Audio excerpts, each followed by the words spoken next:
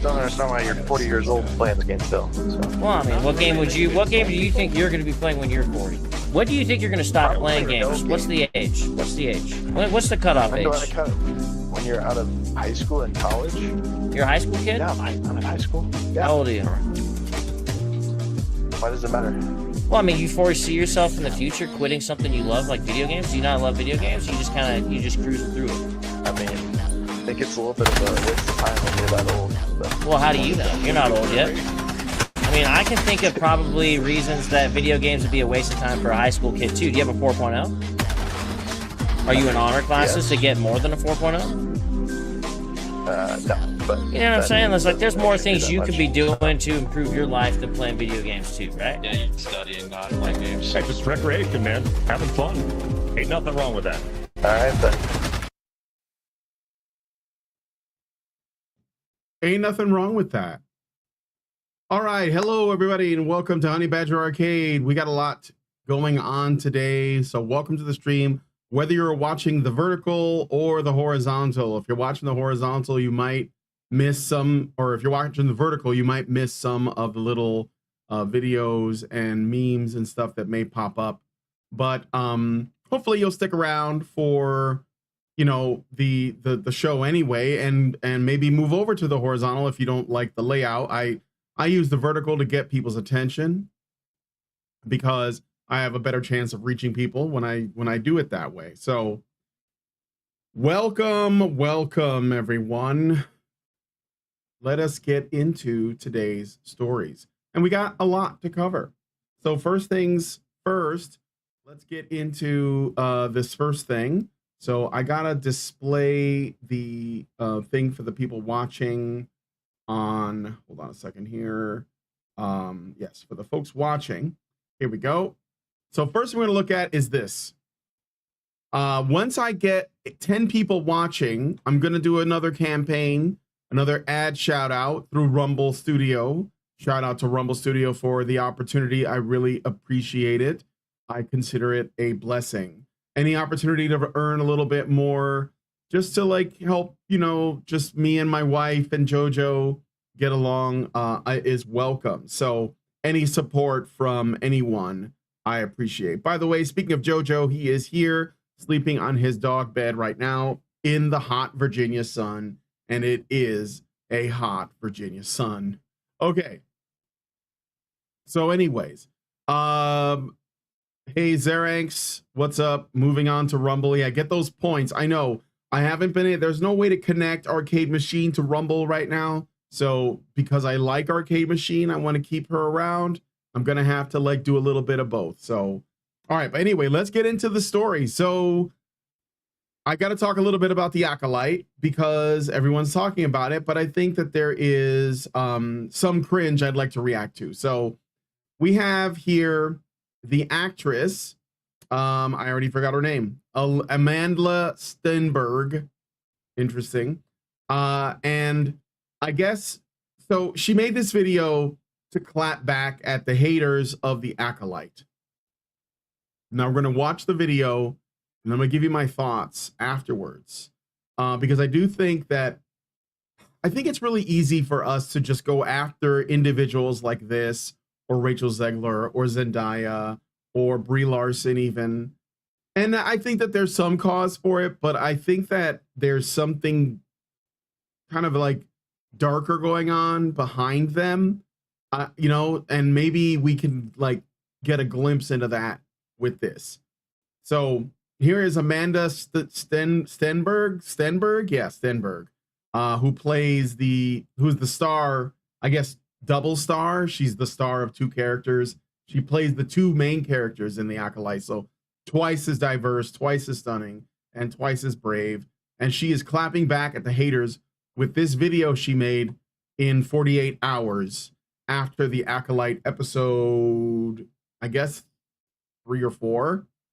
Not sure, not following it. So, okay, let's take a look. I'm just gonna play the whole thing.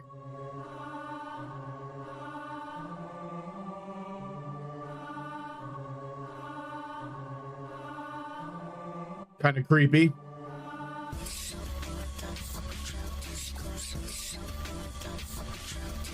I'm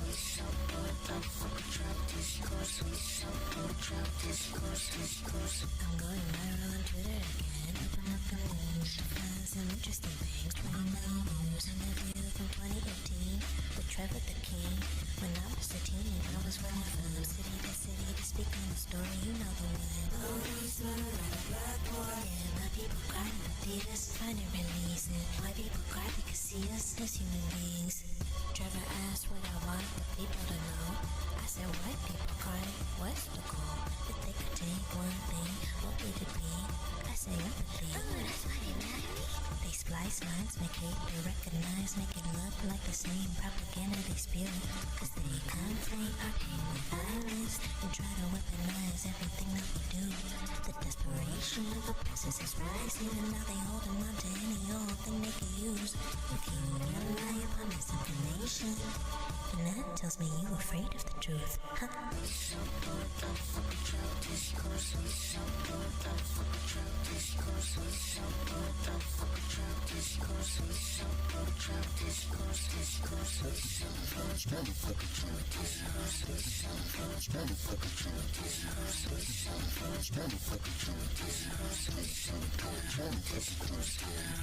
And now you're listening, I'm gonna tell you something fascinating. They spin and woke, bastardize it and appropriate it. Let's not call woke or something we created. Speak truth to power, keep an eye out for these silly racists. And now they use it to describe anything they threatened by. Remember when Gambino put it in the zeitgeist? It was all about the people recognizing bigotry, the power of community, not fodder for your clickbait. Speaking of which, journalists, I'm looking at you. Did you forget it's your job to provide the truth? Spreading divisiveness, mining the metrics and data. Seem you gave up all your efforts for money and views. And I can tell that the people are tired and the kids don't trust anything that they do. We can learn something from them, discern them. The future's coming and it's always the youth.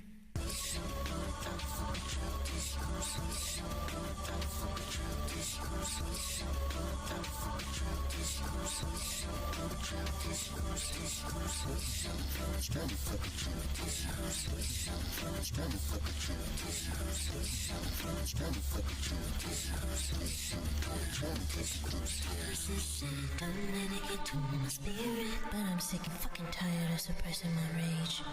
400 years of taking the bullshit to compartmentalize that my ancestors had to encage. If you don't confront the pain that you live with, it'll manifest as addiction, diseases, and hate. I've seen the infection repression can give you. I'm not gonna be the next one sent to an early grave.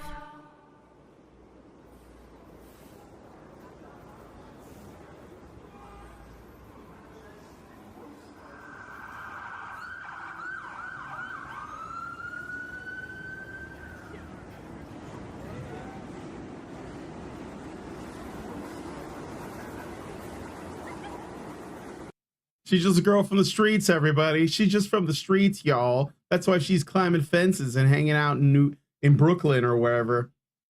So, a couple things from this. Clearly, this is an admission that their work is political. I mean, we knew that it was. We knew it because it's like kind of like blatant, but there is an admission that there is a political goal in creating content, because when people say, you know, I don't like the Acolyte, and it's guys like, you know, and these are guys I respect, but they talk about things like, oh, the plot holes, oh, the canon, oh, the lore. And it's like, yeah, that's true, but you don't understand that that's not what the real problem is. The real problem is that these people are activists and they're trying to essentially create a cultural revolution through media, and they're doing it on purpose, and they don't care what damage they do. And I think that, like, getting all caught up in like my plot and my canon and my consistency and my internal logic, I think it's a red herring. You're falling for a trap. Like, these people don't care about this stuff. They don't care about this stuff. When are you going to understand this? When is it going to get through your head that pointing out how illogical they are is irrelevant?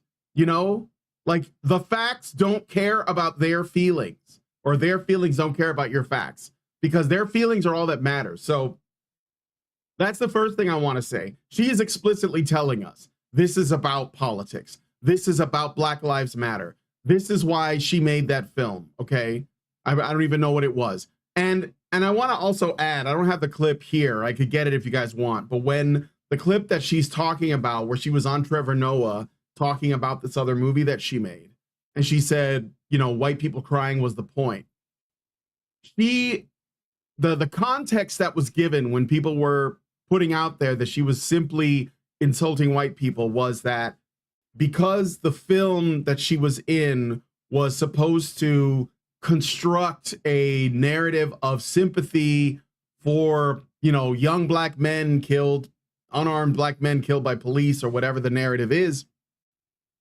It's supposed to, like, the idea that white people would cry is supposed to suggest that they are supposed to feel empathy for this plight, which of course implies that they don't feel empathy otherwise, which is, you know, pretty demonic and hateful, but nobody wants to acknowledge that reality.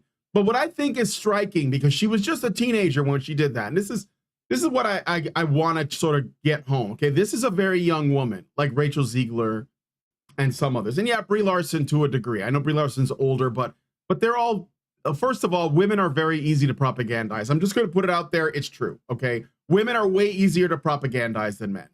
So you can just like make them feel a feel, and they're just gonna like, they will sink a ship if it means that they'll feel better about their feelings. It won't matter what the truth is. Okay, there are women online that are supposedly right-wing, which I don't think there are many right-wing women that exist, even the ones that consider themselves right-wing or supposedly vote Republican. There are very few actual right-wing women. And the proof of that is you can go on Twitter and you can see women willing to vote like for Joe Biden or whoever just because a dude trolled them on Twitter and they're angry. And they're just like, I'll destroy the whole country because I have the vote, because I'm angry. And that is just endemic of, you know, where women are at today. Like, we encourage it in them. We allow them to act this way. We pretend like they're innocent angels and they'll just destroy everything. So that's one thing. Just a straight up generalization about women. I don't give a fuck. If you're a woman, guess what? You're part of the problem, especially if you're mad at what I'm saying. Because if that means you're not observing reality and you're not looking around to see how people actually act, okay? And how people react. So the problem is women and their simps, period. Okay, so that's one thing. But when it comes to women like this, they are, the fact that they are easy to manipulate. You can see it in the clip when she is talking to Trevor Noah and she says, white people crying was the point, okay, or was the idea.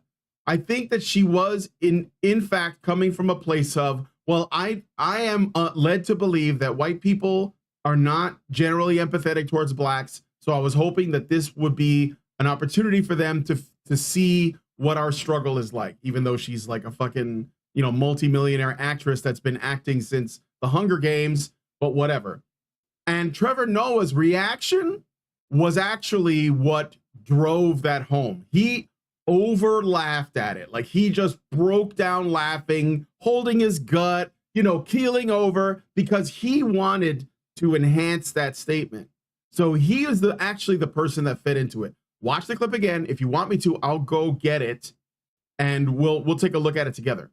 But Trevor Noah actually is the one that created that whole viral meme. It was his reaction, because he could have said, oh, I understand you're trying to, you know, create some empathy and you think you are under the impression that, you know, white people are not aware of how hard it is.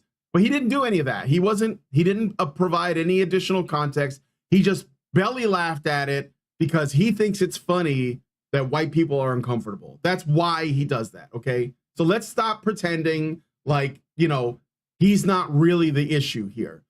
I think that women like this are useful idiots to these people. I think they're manipulated. Like, how can you possibly be a multi-million-dollar, like, rich as fuck, 1% actress who's obviously, by the way, mixed race, not just by looking at her bone structure. She is an attractive girl. She's obviously not 100% black. Her last name is Stenberg, which implies Jewish descent, and yet she is claiming blackness right now. And here's another thing. I have noticed in the political world, blackness is like queerness. It is not something that you are born with. It is something that you act out.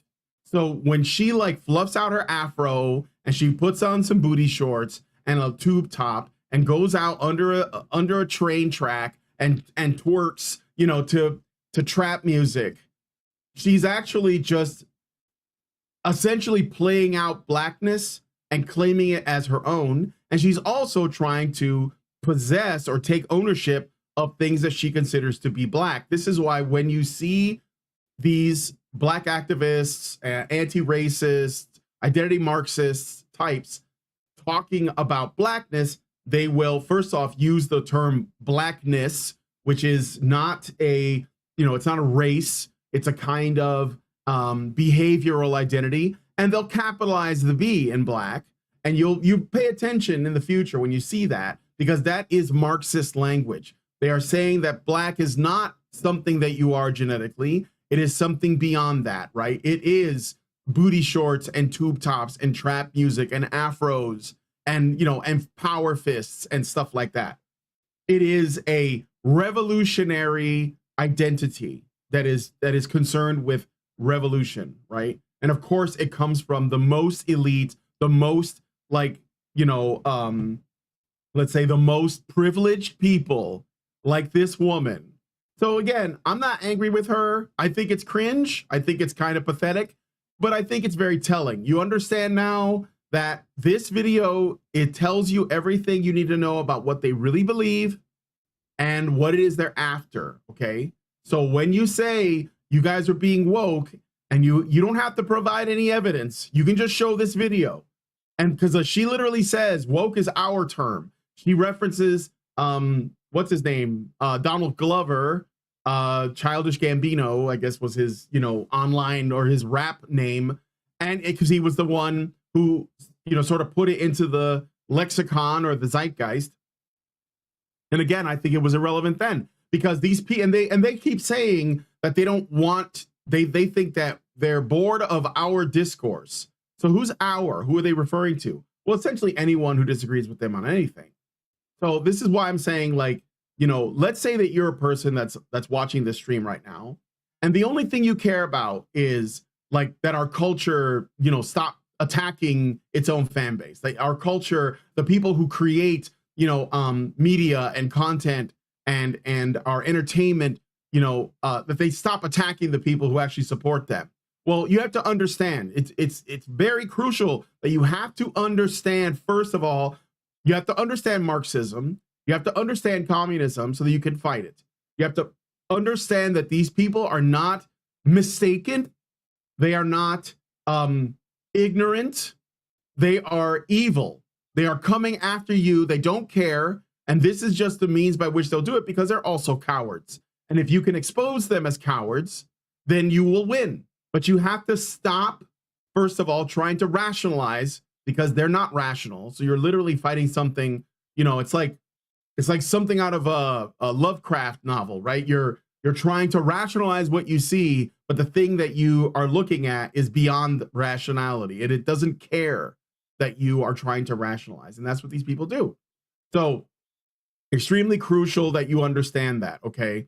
And I think that this girl, I mean, I feel sorry for her in a way, because she doesn't understand what it is that she's actually supporting and defending.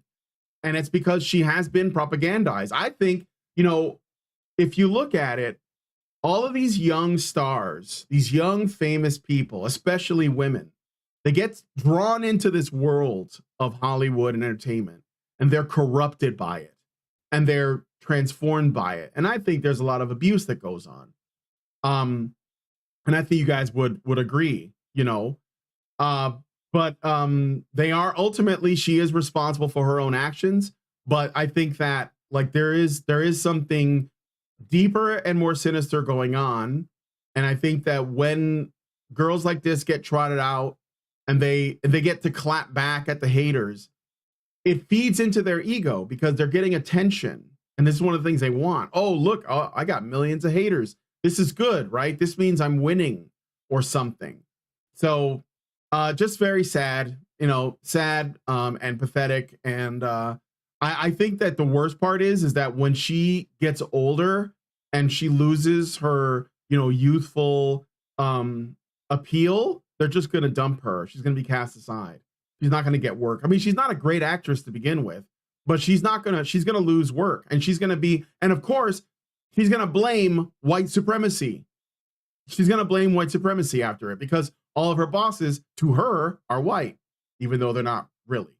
But anyway, so thank you.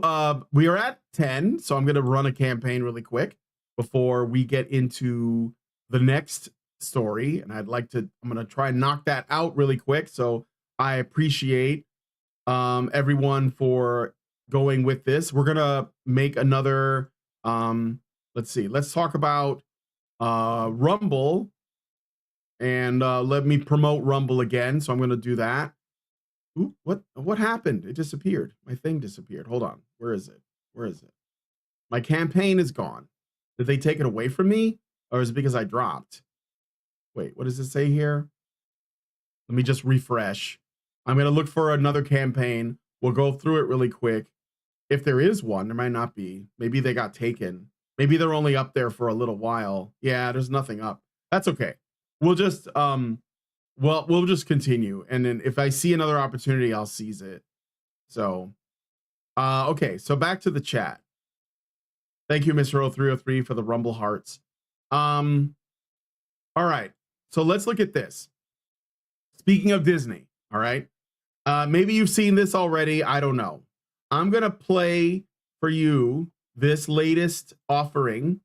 We're going to change the speed, maybe make it a little bit faster because I don't want this to be like taking forever. So James O'Keefe's O'Keefe Media Group, they normally do this investigative journalism where they send in, spies to try to like get some dirt on various organizations. They've done this with lawyers. They've done this with people in government positions, the White House. They're very great. Okay, they're awesome, and they're doing it now with Disney. They've started a series called the Disney Tapes, and I think this is fantastic. So here is Michael Giordano, Senior Vice President and Team Lead. He is basically on a date with one of the investigative journalists over at OMG, which is O'Keefe Media Group, and he is going to expose, well, basically what we already knew about Disney. So this is James O'Keefe knocking it out of the park again. I'm just going to play this, and I may talk during the show or during the video, just give my thoughts as it plays. So here we go. Certainly, there have been times where, there's no way we're hiring a White House person. Just kind of unspoken. There are times when it's spoken, but How would they say it? there's no way we're hiring a White House person. They say Like straight to you, or okay? they'd be very careful how they message that to agents. According to these videotapes, Disney blatantly discriminates against whites, white men in particular. No shit. I'm sort of like well prepared for it. I'm well positioned for it. But as far as Disney's concerned, I'm a white male. That's not who they're looking to promote them. As a white guy, even Michael has his own doubts about the possibility for advancement for himself at Disney. In fact, Michael actually got to experience Disney's discrimination against white males firsthand. I've been at the company for 11 years now, so I have friends in HR and I have friends in those divisions, and they're like, look, nobody else is going to tell you this, Mike, but they're not considering any white males for this job. They're just not. That's not what they want. They even passed over a qualified half-black person for a promotion because they didn't look black enough. We wanted to hire somebody in the department a few years ago now, who was half black, but didn't appear half black. And there was a creative executive who was like, "We're not that's not what's wrong." Yeah, so again, remember, I just said blackness in the woke is not your race. It is more so your behavior, whether or not you have a revolutionary spirit in you, whether you are communist, where you are leftist. This is why blacks who are not commies or far left blacks, that's why they're considered white adjacent or the black face of white supremacy or whatever, because it's not about that at all. So I think that this guy, Michael Giordano, might not realize that the reason why they got, and there is also like an image thing, like Disney or these like woke companies, they want to appear woke and diverse, so they might be like, well, that person doesn't look black enough to qualify, so we're gonna pass them over for somebody who looks more black. But of course, that has to operate on some stereotypes, which is kind of funny, but it's true. I mean, it's true. It's just the way they work. This is how these people are. They are identity Marxists.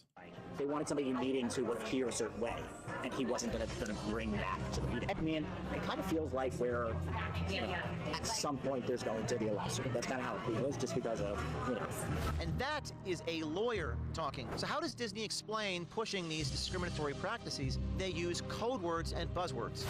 I'm guessing that there is a acceptable code words and buzzwords that are used to explain what they're looking for. They might say something like, look, we're not looking at like the usual suspects for this job. So it's like not like a legally actionable thing. Not the usual suspects. They, for writers and actors, I'll hear all the time, like, looking to hire writers and actors who bring diversity. I'm not looking to bring on any more clients who are white. So, I mean, this is obvious again, like, so they have to use, I think that it's obvious that they're essentially excluding people, and it explains the dip in the quality of their content too, because like if you get hired because you're a DEI hire, the idea is, and I talked about this on another video I made called, it was about stochastic entryism, or I may have mentioned it in another stream. And stochastic entryism is like where if you hire people who are from like non-white, non-male, non-heterosexual, cisgender, whatever backgrounds, and they have college educations, then what you're really doing is you're trying to hire people for ideological purity. But since you can't really hire on that basis, you say we're going to hire these kinds of people, and because those kinds of people that I mentioned, those minority groups, those progressive protected groups, go to university, then they're more likely to get inundated with progressive propaganda while in university, Marxist propaganda. And so they're going to come out activists. They're going to come out, already ready to join these woke companies and add more wokeness. This is, it's called stochastic because they can't like necessarily determine for sure, but the odds are that's what they're going to get. Odds are, if you like factor in what kind of education they're going to get, what kind of home life they get, what kind of media they consume, and then, what their degrees are in, and then what it is that they're going to go into. And then you look at their race, their gender, their sexual orientation, and then you hire based on that. Most likely you're going to get woke people in your company. And of course, this is actually going to create a little bit of problems as well, because woke people are not only like probably going to be less talented because they're not hiring based on merit, but they're also likely going to be a bit more, let's say, insufferable. so it's going to reflect in the quality of their content. Like they're more narcissistic. So because they've been told, like, you have it so hard because XYZ, you are a victim, you are this. And so they end up coming out with this kind of personality, and it is reflected in the quality of their work. So that is something that that he probably doesn't know. But when they say the language they're using, which is what do they say? Like, we're not let me go back here. Yeah, anymore. No, before this where he said because they can't use the language. Yeah, they can't use the language. So I'll play this bit. They might say something like, look, we're not looking at like the usual suspects for this job. So yeah, the usual suspects. So I think that this is actually kind of a good thing, because it tells you that Disney knows that they can't be overtly prejudiced. They can't be overtly discriminatory because it could result in legal problems. And the truth is, I think the solution to this problem ultimately is that they should allow any company to be discriminatory whenever they want. And if they did that, then that would solve the problem. But you see, companies like Disney, these BlackRock companies, these woke companies, they want to have their cake and eat it too. So they want discrimination to remain, like legally actionable. but they want it to go the way that they want to. That's why they're finding this workaround. So this might bite them in the ass. But I'd like to get to a place where discrimination is just like, it is what it is, right?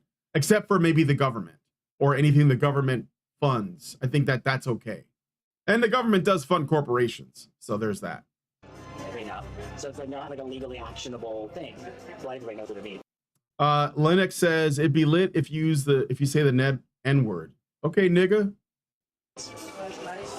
They, for writers and actors, I hear all the time, like, looking to hire writers and actors who bring diversity, and I'm not looking to bring on any more clients who are like.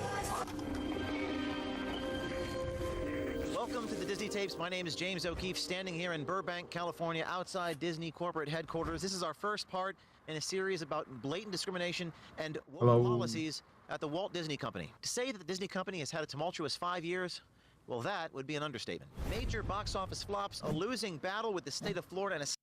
Is that a Clownfish TV video right there? Disney just lost? I think it is.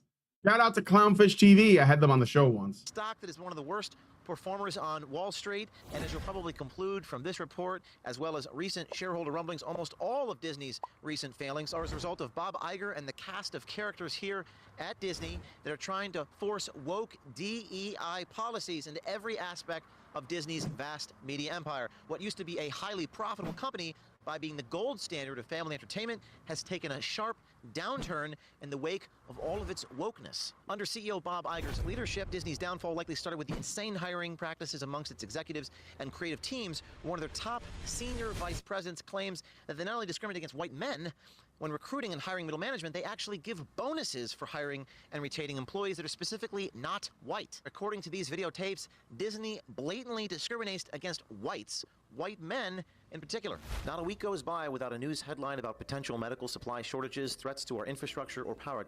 I'm going to pause that. I'll skip the ad, but let's do the read really quick. So since he's doing an ad read, I'll do an ad read instead, and then we'll skip his ad read because this is my channel. I do what I want. So let's see. I'm going to get a buck out of this, but I'll take it. Okay. So make sure that you guys download the Rumble app. We want to make Rumble happen, guys. Once you download it, search for my channel and follow the channel directly on the app. This will make sure that you get a notification every time I go live. And I tend to set up my streams on Rumble Studio, which means that people following me on Rumble will get the word before anywhere else. Click the link in the description or pinned live chat to download the Rumble app on your phone. It's free. If you prefer to watch us on the big screen, you can also get Rumble, the Rumble app that is, on Apple TV, Android TV, Fire TV, Roku, LG, and Samsung TVs. All you need to do is search for Rumble. And I have Rumble on my Amazon Fire Stick. I have a Amazon Fire Stick in the bedroom TV and the living room TV. And Lindsay and I watch Rumble. In particular, I like to watch Dan Bongino because sometimes he rages and it's kind of like it gives me life. And I also watch iHypocrite, who is also a friend of mine. Well, friend of the channel, I guess, or I'm a friend of his channel. I don't know. But we do talk on occasion. And he has a great series called You Can't Stop Progress. And if you guys haven't seen that, you gotta watch it. You gotta watch it every Sunday, 9 p.m. Eastern. You Can't Stop Progress it's on YouTube too, but on Rumble, I think that, just support him on Rumble because he gets banned on YouTube often, and it's just like generally a good idea. Okay, so anyway, let's get back to the rest. I'm gonna skip this ad. So we're gonna jump to I think it's like right here, maybe. Using the code OMG. WC.health/. Come on. Diversity, equity, and inclusion department, who's very Okay. involved in setting standards to make sure that our shows have diversity. Having a diversity, equity, inclusion department is great for people who have no talent that need a job. I mean, why can't I get a job working in a DEI department? I basically, I could see it now. All it is you complaining. Like, that would be your job, to complain. But I can't do that because I have a soul and I like to hold on to my soul. Do you think like Bob has a say in the diversity stuff when they're casting people? Like 100%. to what? He gives the directive. I mean, For each show, for each. not that specifically, but like, you know, hey, I want every show to have substantial. Iger even has a chief diversity officer. Now, up until recently, that was Latondra Newton, who played a big part in dragging Disney full bore into its losing culture war by promoting discriminatory hiring practices and introducing gay, lesbian, transgender, non-binary, and other characters into Disney's children's animated series and films. Is it like an all across thing, like all of HR, or there's like that one specific person that kind of like, because I forgot the lady's name, she's the head of the, Oh, I know you're talking about the head of the diversity, yeah. the African American lady, yeah. So is that like kind of her deciding She that? oversees a lot of that, for sure. But it's pretty broad, I would say. There are other people in HR who are also focused on that. I would say a relatively large percentage of our top writer creators happen to be women. And a lot of... Just by happenstance. I mean, like, just like if you say whatever, I don't know, whatever 10 or 15% of the population is gay, I would guess that 30 to 35% of our top writers can be, you know, gay. And so I think a lot of them lean into trans stories more than... It's not an accident. And in an odd twist, you have to be a white Jewish guy to be considered for a C-suite job. More on that next week. But now... Oh, I'm excited for that part. Sorry. Also, the thing about, yes, I think that they intentionally hire LGBTQ staff members. They have a very concentrated effort to cram as much queer theory into Disney content as possible.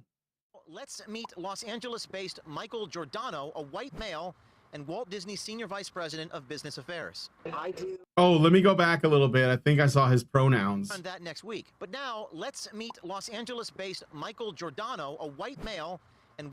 Yep. He, him. Good dude. Dude, is this his LinkedIn? I understand that his LinkedIn was taken down after this video came out. Like, he just got exposed. Massive overrepresentation. Yeah, I think in the general population, LGBT is like 5%, maybe less. But he thinks it's 10 or 15, which means he's kind of around a lot of gayness even before you consider the company. But I wouldn't be surprised if like the Disney Corporation was like a lot of LGBTQ people. Walt Disney Senior Vice President of Business Affairs. I do like business affairs, so like negotiations for television. Oh, okay, gotcha. Yeah. Nice. That's really cool. Not really like on the creative side. You know, so a lot of it is, you know, like knowing like the guild agreements and the union agreements and everything. Like make offers for the writers And unions. who are going to be out working on the show. Fuck unions. Directors, and try to like, you know, get to a place where we can build a deal with them, help the production to budget, and so much of my job is just to negotiate, really. And then other people are doing kind of the drafting of the contracts. So, you know, Oh wow. So yeah, what's the negotiating like? I'm like sitting down trying to figure out, okay, you know, what are we gonna pay this actor for this role? What do we think they want? What, you know? Oh wow. Kind of strategize that. Everything from how you produce a show, how you distribute a show, how you exhibit a show, how you market a show, things like that. All of the negotiations and deal-making are leading. Yeah.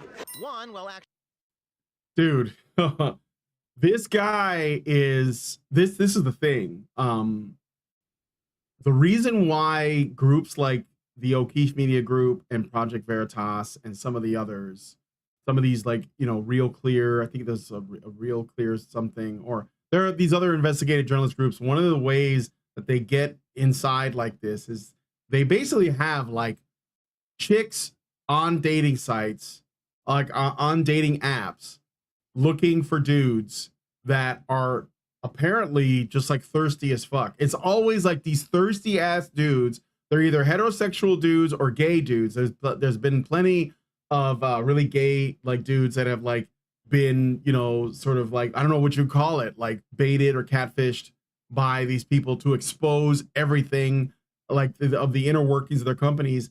And they don't even really have to get drunk. They're just looking to get laid. And so like, this is like a lesson, guys, a lesson. First of all, avoid dating apps because you never know who is a Fed or working for the O'Keefe Media Group. So in a way, it's kind of a blessing in disguise that these guys are like, you know, just they want to impress. And the women, I mean, like at some point, you have to look at a chick and be like, because I bet that these women are probably really attractive. at some point he's got to be like, nah, man, like she's way out of my league. Why is she going out with me? Something fishy is going on. And then these girls are like, oh my God, that's so interesting. Can you tell me more? What else do you do? Oh my God, that sounds so complex. Oh, I'm just so dumb. I don't know anything about that. What is that? What is negotiations? What is that? What is that? You know? And these guys are like, oh, I'll tell you. You know, it's so funny. But anyway, yeah, the honeypot thing, it's great. It works very well. And this guy is totally falling for it. And this is his undoing. Actually, 2 of our brave undercover journalist and American swiper investigative reporters met Michael on the dating app Hinge. And it's See? this story, which focused on Disney's overt discrimination against white men, you'll see later on in this report, and it'll be quite entertaining. Michael turns out to be quite the ladies' man. How long have you been on like dating out? Not very long. Have you been going out with Not a lot. Not a lot. anything like worth? You know what's funny? No. Let's dig right into Disney's discrimination. If you're wondering how Disney as a company looks at race, gender, and discrimination in the hiring process about how they recruit and hire talent, look no further. I think there are times when it's like so front and center. It's like great because that's the focus, you know. Like we have so many shows where we're casting and we're like, yeah, we're not even going to see, you know, certain people for it because we need that to the role to. Yeah. So is it intentional that they want they only look for diverse candidates for certain roles? Yeah. I think there's certainly a belief that it's just good for society and like, they know. But there's also a belief that like we're going to make more money if we appeal to a wider variety of people, and it's a good thing. We have shareholders too, you know, and so diversity helps with that. Diversity helps. Yeah, so I don't think this is true, but I think that the people like this guy get told that it is. Ultimately, we know that Disney's stock is tanking, and there have been some internal fights over the essentially, over the board amongst the shareholders, and they're very unhappy about this. And this is not only Disney. I think that there has been some damage done to other corporations like Anheuser-Busch and who's the other one I was thinking about? Procter & Gamble. But Procter & Gamble happens to be so massive, like they're fucking huge, that it's not easy to put a dent in it, but it's okay. Maybe it's good enough that we just don't support them. So, all right. Yeah, Neat Scholar says, I don't think that's all of it. In this case, I think part of it is he doesn't care if the whole thing crashes and burns because he's sidelined. Well, yeah, he is. I think he's feeling a little bit slighted by that.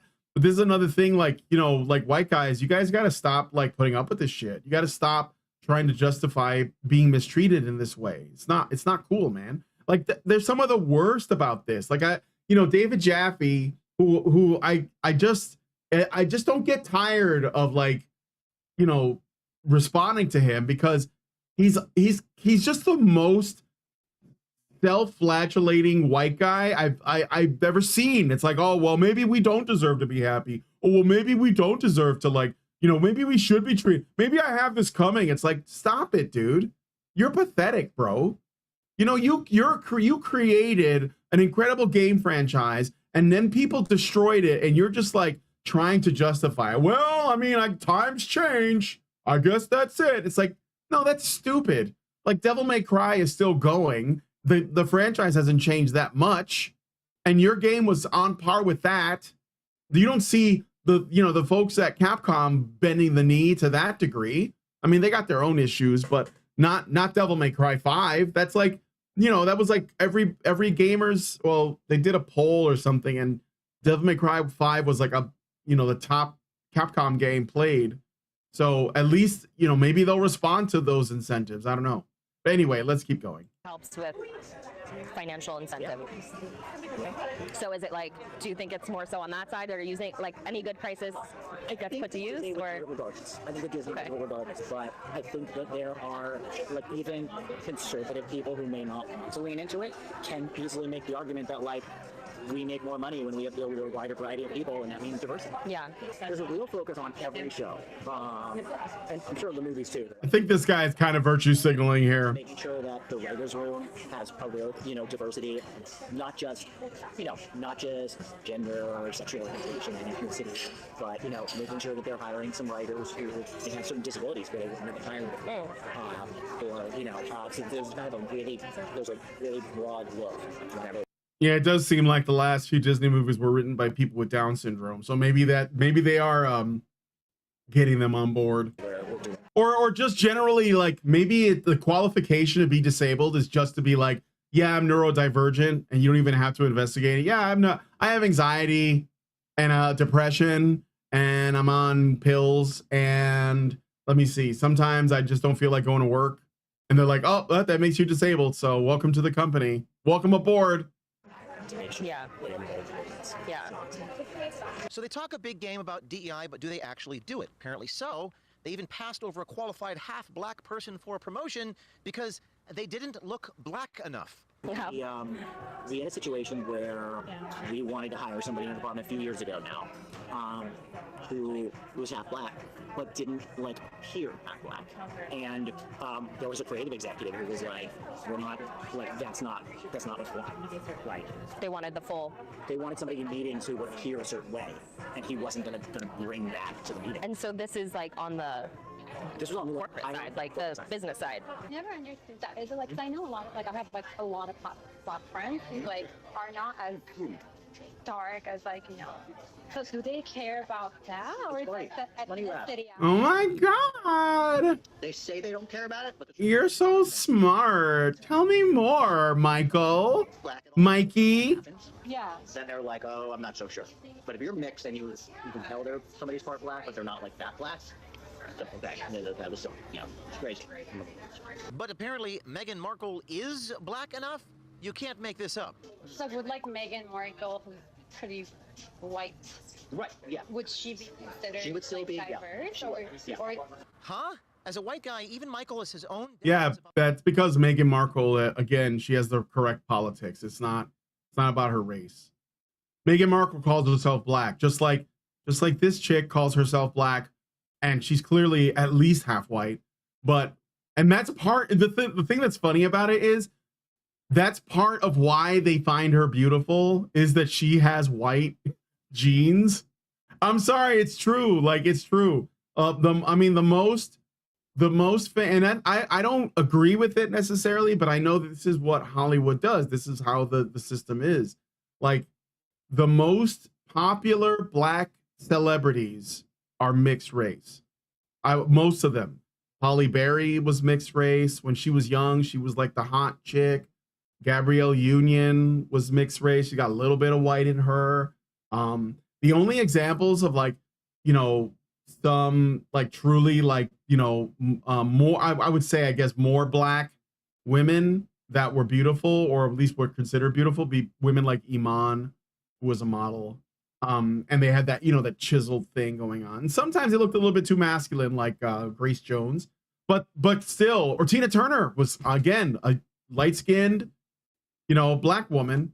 I'm just saying, maybe there seems to be a reason why mixed race blacks are the most woke.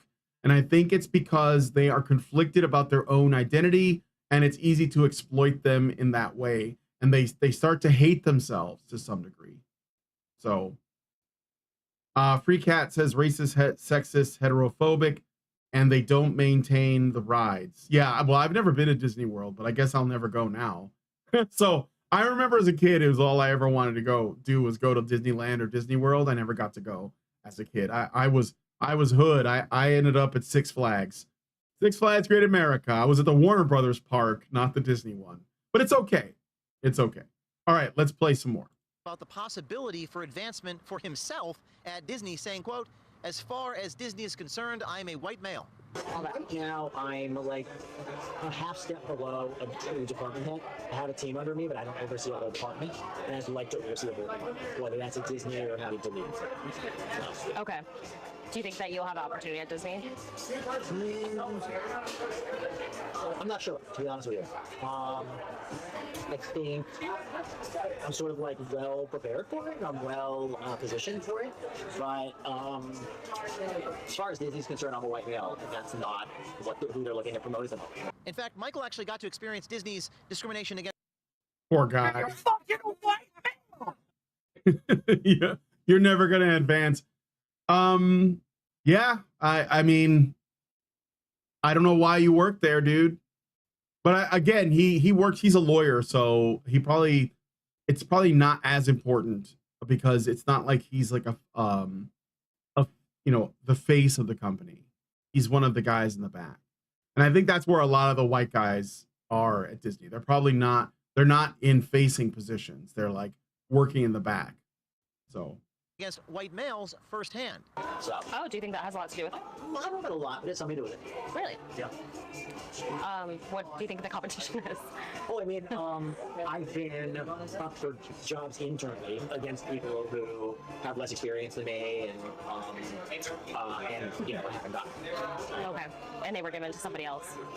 Do you think it had something to do with their? In one or two cases, I was told very explicitly that it did. Yeah. Explicitly how? What did they tell you? Oh, I mean, I've been at the company 11 years now, so I have friends in HR and I have friends in those divisions, and they're like, look, nobody else is going to tell you this, Mike, but they're not considering any white males for this job. They're just not. That's what they want. And so it's probably fair that Disney would say, we don't want a white person to play this role. These people have been on multiple dates. I wonder if these women, I don't think they put out, because I think that would be unethical. I doubt they do.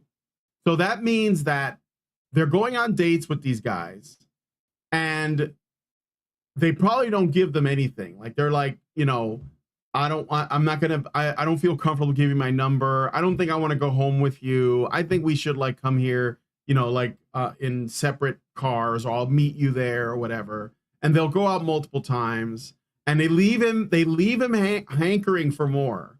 I don't think anything like really like, I don't think anything unethical happens. I could be wrong, but I doubt it. I think that it's just like string them along. And this is super effective. And people say, like feminists will say, women don't have any power. Dude, they have total power over men. Like the O'Keefe Media Group and Project Veritas are proof of that. Like a woman that a man desires, even if they're like mid, okay, and they just, but there's just like this, like, oh, could I? Maybe I have a chance, whatever. Like all I got to do is keep doing what she asks, and also these guys are pretty like progressive themselves, right? So they're like, well, I believe in consent. I believe that, in a woman's right to choose. I believe that, that I can't like force myself on a woman. That would be terrible. I'm not one of those guys, right? So it's just funny because like you see the footage and it looks like they're in different places. So I think that they're going out multiple times, and the more they go out, they don't get closer. Like, they don't become more intimate, but he becomes more open. And I wonder how she does it. I think that she makes it seem like, if I get to know you better, then I'm more likely to like, give you the gooch. And the guys are like, oh yeah, I'll just open up a little bit more. It's okay. And then of course they play dumb too. Like, I don't understand any of this corporate speak. I'm just a silly woman. Help me out. Help me understand. Tell me more about your job. Oh my God, so fascinating. You're so powerful. You're so strong in the company. Why aren't you president? Why aren't you CEO? And the guys are like, I don't know, and it's just crazy to watch this because it's so obvious. We've always known this reality. We've always known this, but no one wants to admit it. And it's kind of sad. So anyway, let's play the rest. Yeah, I mean, I think they're very careful about messaging because they don't want to get to discrimination in either direction. But certainly there have been times where, there's no way we're hiring a white male person. Just kind of unspoken. There are times when it's spoken, but how would they say it? There's no way we're hiring a white male person. They say like straight to you, or okay. They'd be very careful how they message that to agents. In like email or whatever. After getting a dose of Disney's discrimination himself, it seems like Michael may have been hit with a reality check that discrimination against people based upon race is probably not cool. I mean, it kind of feels like we're, you know, at some point there's going to be a lawsuit. That's kind of how it feels, just because of, you know. And that is a lawyer talking. Now, could it get worse? It actually does. Not only does Disney discriminate against white men, it gives management bonuses to hire DEI candidates over white men, totally disregarding their level of qualification, as long as they're not white. You heard me correctly.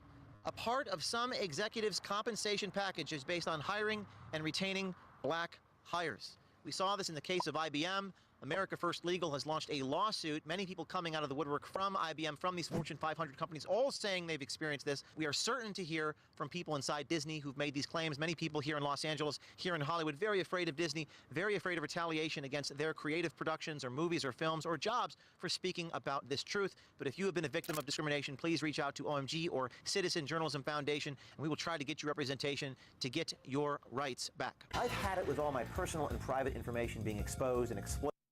All right, I'm gonna jump ahead to past this unplugged thing, and let's see. I think I want to see a little bit more. OMG. I mean, HR keeps a huge spreadsheet. Yeah. What kind of spreadsheet? I mean, I haven't seen it exactly, but I mean, literally, like, you know, they have stats. 17% of our executives at this level identify as XYZ. 40% of our executives at this level identify as, you know, dude, they have goals that they're trying to. They want a certain percentage of diversity here, a certain percentage of diversity there. But are these open goals? Because you're saying they can't say it in such specific terms. So are they open goals? They are open goals at a senior enough level. So how does Disney explain pushing these discriminatory practices to the people that they work with? Well, according to Michael Giordano, it seems like it's a sensitive issue, and they use code words and buzzwords. I'm guessing that there is a acceptable code words and buzzwords that are used to explain what they're looking for. They might say something like, you know, look, we're not looking at like the usual suspects for this job. You know, so it's like not like a legally actionable thing, but everybody knows what it means. According to Michael, even Disney's human resources agencies are on board with these practices. Hi, guys. Of course they are. Are for the discriminatory hiring practices? What do you mean, even human resources like that? I think that's where it started, dude. I mean, like, human resources is absolutely like cancer for your company, especially if it's small. I don't think you should have them. I mean, I think that human resources are just disastrous. And I think that's where a lot of this comes from. I think it comes from human resources. I think it comes from unions. You know, I think it comes from lobby groups. I think it comes from consulting firms. All of these issues in any organization, doesn't matter what you make. You could be a toothpick making company and you will have problems. So, I mean, I don't, maybe James O'Keefe isn't surprised and he's just sort of like, you know, trying to drive home this thing by acting surprised. But human resources is definitely where this stuff lives and grows. Do you work in HR? No? You familiar with the buzzwords? They don't know what I'm talking about now, but they will soon. They, you know, for writers and actors, I'll hear all the time, like, you know, I'm looking to hire writers and actors who bring diversity. I'm not looking to bring on any more clients who are, like, you know, so there's definitely that focus. Disney even has an internal organization such as 20th Action Group, whose sole purpose is to promote discriminatory DEI hiring practices and to push bizarre characters and storylines on children. The question is, can the people just come to work, make their cartoons, and do the discrimination elsewhere? But apparently not on CEO Bob Iger's watch. So how is prioritizing these DEI practices over hiring merit-based talent worked out for Disney shareholders, you might ask? Well, over the past 5 years, the S&P index is up over 88%, and Disney is down almost 30%, making that once golden brand one of Wall Street's biggest disappointments. Yes, the disaster that Disney has become is probably the most glaring example of what happens when you prioritize DEI over talent content creators and executives who truly know how to build value.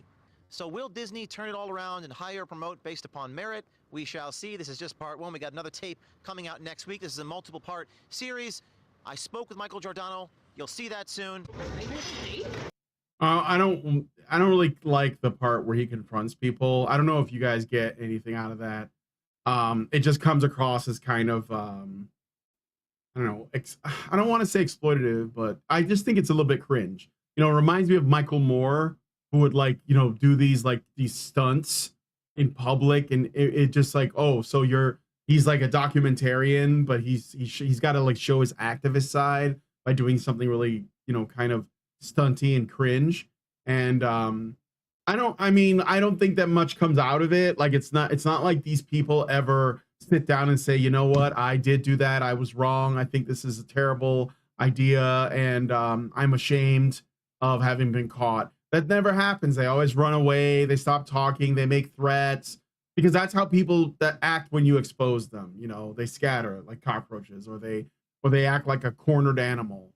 And they're because there's no humility in people. People don't have the ability to say I was wrong, right? So I'll play the rest of it, but I'm not expecting anything out of it. We are.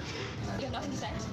Haven't seen you in Do you work for Disney? I'm not gonna. Is this you right here? I'm not doing this. And hopefully we get a comment from the CEO, Bob Iger, reporting from Burbank, California. Yeah, and then he chases Bob Iger down the street. Like, I mean, I don't know, man. Like, I that's not necessary. Although there was one other thing I wanted to mention about this video that I didn't hear. Let me see. Hold on a second. I'm chatting with you guys now, right? Okay.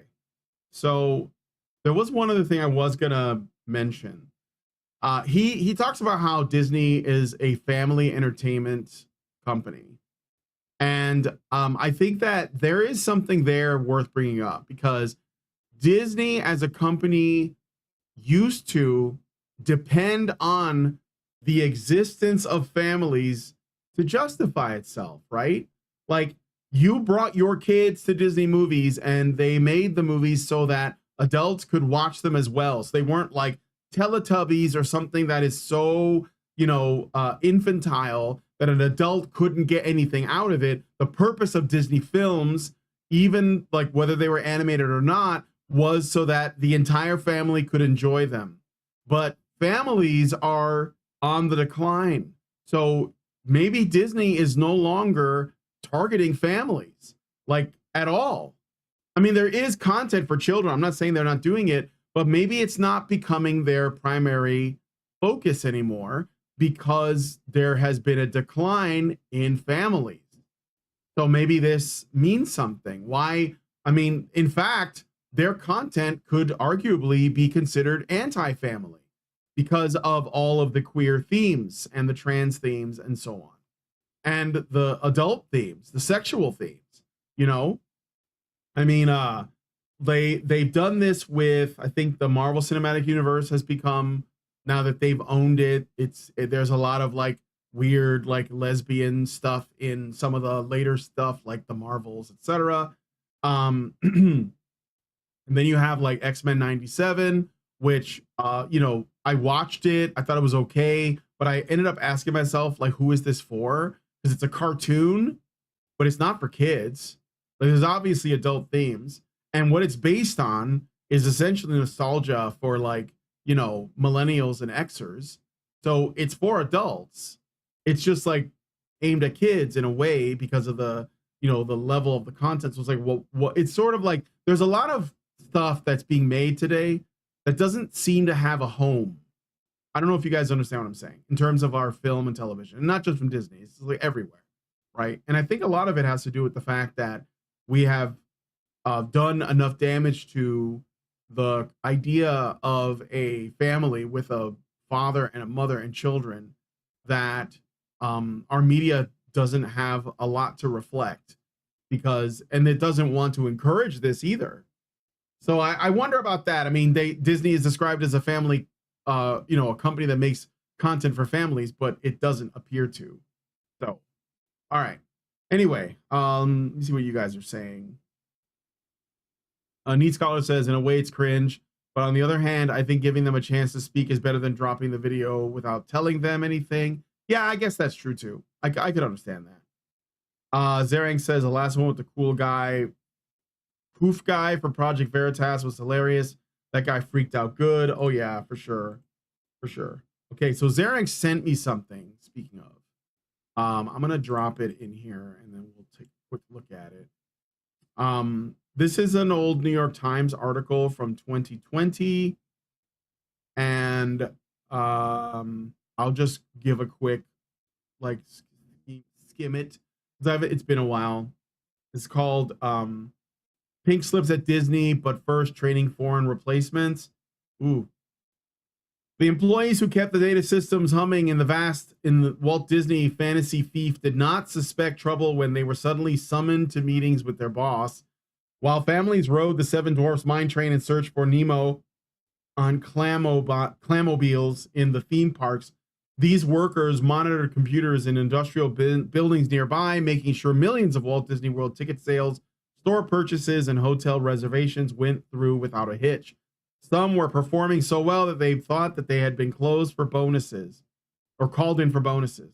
Instead, about 250 Disney employees were told in late October that they will be laid off. Many of their jobs were transferred to immigrants on temporary visas for highly skilled technical workers who were brought in by an outsourcing firm based in India.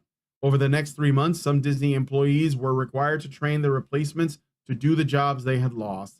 I just couldn't believe they could fly people in to sit at our desks and take over our jobs exactly, said one former worker, an American in his 40s who remains unemployed since his last day at Disney on January 30th. Probably a white guy. It was so humiliating to train somebody else to take over your job. I still can't grasp it. So yeah, they let a bunch of people go, probably trying to save money, I would guess. Last one. Okay, so but I don't know if I have time to cover this as well. So I'm going to move on to the next thing. So I got this other thing that I thought I would share with you guys. This is an interview with the Halo theme creator. So he was a creator, he's a composer for video games. He worked on Halo. So, you know, the Halo song everybody loves, this guy was probably involved. His name is Marty O'Donnell, and he is running for Congress. And he did an interview with on this channel, and they talked a bit about DEI. And I'm gonna play this a little bit faster as well. And then we're gonna listen to this guy because he's got some insights that I thought might be interesting to you guys. I told you it was gonna be lit. I told you. All right, as you can probably judge by the shirt, there's something very specific I want to ask you about, as in video games, as it pertains to DEI programs and DEI being injected into games. Now, you are very well known for the Halo theme. My friend Neil is going to be very jealous. Shout out to Neil. Is the forced diversity narratives in games. Now, I just got finished writing something today about how Warner Brothers Games has started a leadership program for women and non-binary people. This right after they lost $200 million on a Suicide Squad video game that they hired a DEI consultancy firm to write characters for. Poison Ivy is an orange-haired girl, for example. We'll leave it at that. But they create these characters for people, and they create narratives for people. I've spoken to some people in the industry about this before. When you were involved in games, was this on anybody's mind? Was the amount of diversity, the amount of transgender characters in games, was this ever ever a topic that anybody thought they should worry about? Low fiber keeps the fucking ads. Hold on. You know, no, it wasn't. And the current you know, go woke, go broke. We just keep seeing that happen over and over again. When DEI is not DEI. It is not diversity, equity, and inclusion. It is code word for essentially a Marxist worldview of power structures, and you know, there's so many catchwords that are being injected into the conversation. Colonization. It's about controlling language. Yes. Things. It is so far from what, especially in the entertainment business, what people should be worried about. Are you going to tell a good story? Are you going to make a good game? Are you going to do something that's compelling emotionally for people, that's fun for people? That's what creators should be concerned about. Now, you know, we've had our share of, I guess I would have to say, diverse characters, but it's like, it wasn't because we needed to make sure there was a certain percentage of, you know, fill in the blank. I'm turning up the volume a bit. These were like either great actors or this was going to be a great character. So it was never any part of what our discussions were about. Like, let's make sure we fill in the blanks for all of the, so the game characters reflect perfectly the makeup of the society. That is just such a creatively dampening way of approaching things, which is why I think the fans are rejecting. It's Fans empty. don't necessarily reject movies or games because diversity or equity inclusion kinds of things are forced into their face. Certainly they don't like, being preached to, but basically these are not good products. That's at the end of the day, it's not fun to play. It is not interesting. These characters don't sound real. That's what ends up happening. People just don't like it. They're not good stories. They're not memorable. So yeah, to be honest with you, I saw this starting to come in the last few years of my time in the video game industry, and I'm glad that I sort of retired from video games when I did, because I could see there might have been a few arguments, let's say, that I would be involved in coming down there. This is so awesome. Like, is this so? It's almost over. This is what I think is very important. Okay. Oh, for some reason the chat is not showing up on. There it is. I'm sorry, guys. It disappeared. I don't know why that happened. All right. It's very important that you call it what it is. So you have to do it fearlessly. You have to say this is, and then you can, like, however you choose to phrase it, Marxist, Bolshevik, woke Marxist, identity Marxist, communist, whatever, right? But you have to call it what it is, and don't put their little, like, how, like, they say they call themselves progressives. Don't use their words. Don't use their words if you can help it, because their words are designed to protect them, and it's not the truth. Okay? So I love it. You can call them bugmen, whatever, like, but be honest about it and be brave. It's not hard, actually. These people are paper tigers. They can't really destroy you. Even that guy we just watched, the Italian guy, that Giordano, who got wrecked by O'Keefe Media Group, he'll be okay. But I think actually, what would be good for him is he could have a redemption arc. And I think it'd be very good for him to do that. He just has to have the courage to do it. And he has to have the humility to see that he's wrong. And I think it's hard when you're, because I'm sure that he's a pretty wealthy guy. And even if he gets fired, they're going to give him a nice severance, and he'll have plenty of security until he's ready to move on. Right. But I think that humility would do you a lot of good. That's how I would put it. All right. But I want to hear the rest of what Marty O'Donnell says. One of the questions people have around this, I think, and that I have, is why do they keep doing it? It's been a couple of years now where these big projects have failed, and Disney's so guilty of this, they just keep hammering down and doubling down and tripling down. Yeah. Why do they keep pushing forward? Now, I've heard that the ESG money and the DEI money is running dry from investors. I've read about this. I've written about this. I've been told this. What is the reason why these companies keep pushing forward with things like this? Are they afraid of backlash? Are they afraid of money drying up? Do they just want to push forward ideologically? What's your take on that? Why do you think that, against all odds seemingly, that some of these major studios in movies and gaming still push forward with DEI and all these different forms of it? Well, I can't say for certain what's in everybody's minds, but I know that when I was there, when I was talking to, when I was on the board of directors, let's say at Bungie, when I, talked to the higher ups at Microsoft, there is a lot of fear, and the fear started creeping in. There is fear that you are going to essentially get on the wrong side of some special interest groups who can be very loud and very annoying. So let's placate those people. So I would say fear is probably one of the biggest things. I don't think, in my experience, that these are deeply held beliefs. You have to understand that, especially in the big companies, the C-suite and the executives, they are just constantly, all they're doing is looking at the bottom line. And if they think something could affect the bottom line, I honestly think a lot of these people are empty suits. They don't actually have core values. So they adopt the core values of the moment to make sure they're on the right side so they don't get any sort of backlash. So they're cowards. But I think that the people in the middle management, the people in the human resources, the people that are brought on board, I think that they're true believers. And I think that they are working in a corporate environment, and they also hate corporations.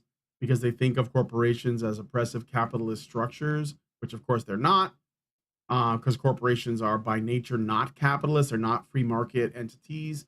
But doesn't matter. These people are not well informed on this stuff, and so they just rebel because big corporation, because fat man in black pinstripe suits, lighting cigars with $100 bills in front of the fireplace is how they imagine the company is run, and so they just hate that because they've been taught to hate that. So, but I think it's a lot of cowardice. And that's an indictment against the kinds of people who end up running companies. I understand that, but I've rarely found people with strong moral character running the companies. They tend to just they go the way the wind blows, and it's going to take them a little while to realize this is actually not helping their bottom line. And so there might be a few true believers out there, but it's few and far between, in my opinion. And it doesn't make sense. Almost nobody who ends up being at the top level of these entertainment companies actually ever made any entertainment. They aren't actual directors. They're not artists. They're not musicians. They're not writers. They haven't created anything. They might have come from marketing or have an MBA or work their way up through, up the production side of things where they're not really making things. They're just overseeing the production side. And so for some reason, I don't trust their judgment. They just don't have good judgment when it comes to this, and they have a lot of fear. So I would say fear is a big driving factor. All right, I'm going to switch back. I would say, look this up. I can put a link in the description to this video if you want to watch it yourself. It's good. And I'm not surprised because, Halo is Microsoft. Microsoft is woke AF. I mean, Bill Gates, essentially wants to engage in culling the herd that is humanity itself because of the climate. So yeah, not surprising. All right. So one other thing I wanted to get into, a couple of other things. You see, I've been going for about an hour and 20 minutes. But I think this is important to point out. So again, check out that video and these other things later if you have the time and you'd like to. I think it's good stuff. All right, so this is from Grums. He tweeted this out. This is important because we're still getting this message that DEI is not real. It's not happening. And that is a lie. As we know, it always starts off with this isn't happening. And then it's like, this isn't happening. But if it was, it'd be a good thing. Then it's like, this is happening and it's a good thing. So, they never admit to it because they're cowards. And ultimately, fear and cowardice is what we are up against, coupled with pride and a lack of humility. And this is like what human beings we just have to move towards these things. It's the only way we're going to make things better. So anyway, Grums made this tweet. He said, I'm calling out at Jason Schreier, who called DEI in gaming a hallucination. The James O'Keefe expose on Disney's discriminatory hiring and film practices are not surprising to me. I've heard of similar stories within the gaming industry from my sources, including not being POC enough to sit on the board of directors because they didn't have the right skin tone to satisfy the investors. Diversity scores being used for bonuses during reviews. That's crazy. Hiring and promotions based on how not white you are. Hiring and promotions based on how not white you are. Just gonna say that again. Internal struggle sessions for the white male devs where they must admit their privilege. Characters and stories being changed in games in order to satisfy DEI requirements. If any of these sounded far-fetched to you, now you know. The O'Keefe Disney video shows that these practices are rampant in large entertainment companies. Much of these are illegal and have been for decades. Woke proponents don't care. They pretend it's not against the law, even though they know it is. That's because they believe that they're on the right side. This is all justified behavior. This is all correcting, the sins of the past. This is what feminism is based on, and all these other woke Marxist, identitarian ideologies, basically. So anyway. Woke proponents don't care. They pretend it's not against the law, even though they know it is. They enjoy, often as white people themselves, white male cis tears. This is a madness which must stop. It's killing movies, games, and putting devs into a culture of fear. These are not hallucinations, and that much should be clear from the video you saw today. With Jason's connections, he is well aware of this, and he should be investigating it. His silence is deafening. Do the right thing, Jason. Cover the story. You know it's there. Please help me spread this far and wide and challenge the industry's best inside reporter to cover the truth in gaming. And then he includes a link to the James O'Keefe thing. And there we have a Neon there. And the thing is, you know, I like Clownfish TV. I've had them on, but I think that they have to like also stop like trying to be moderate because they're dealing with radicals. And I'm sorry, I get, you know, I really get annoyed with the fence sitting stuff, and I see it a lot.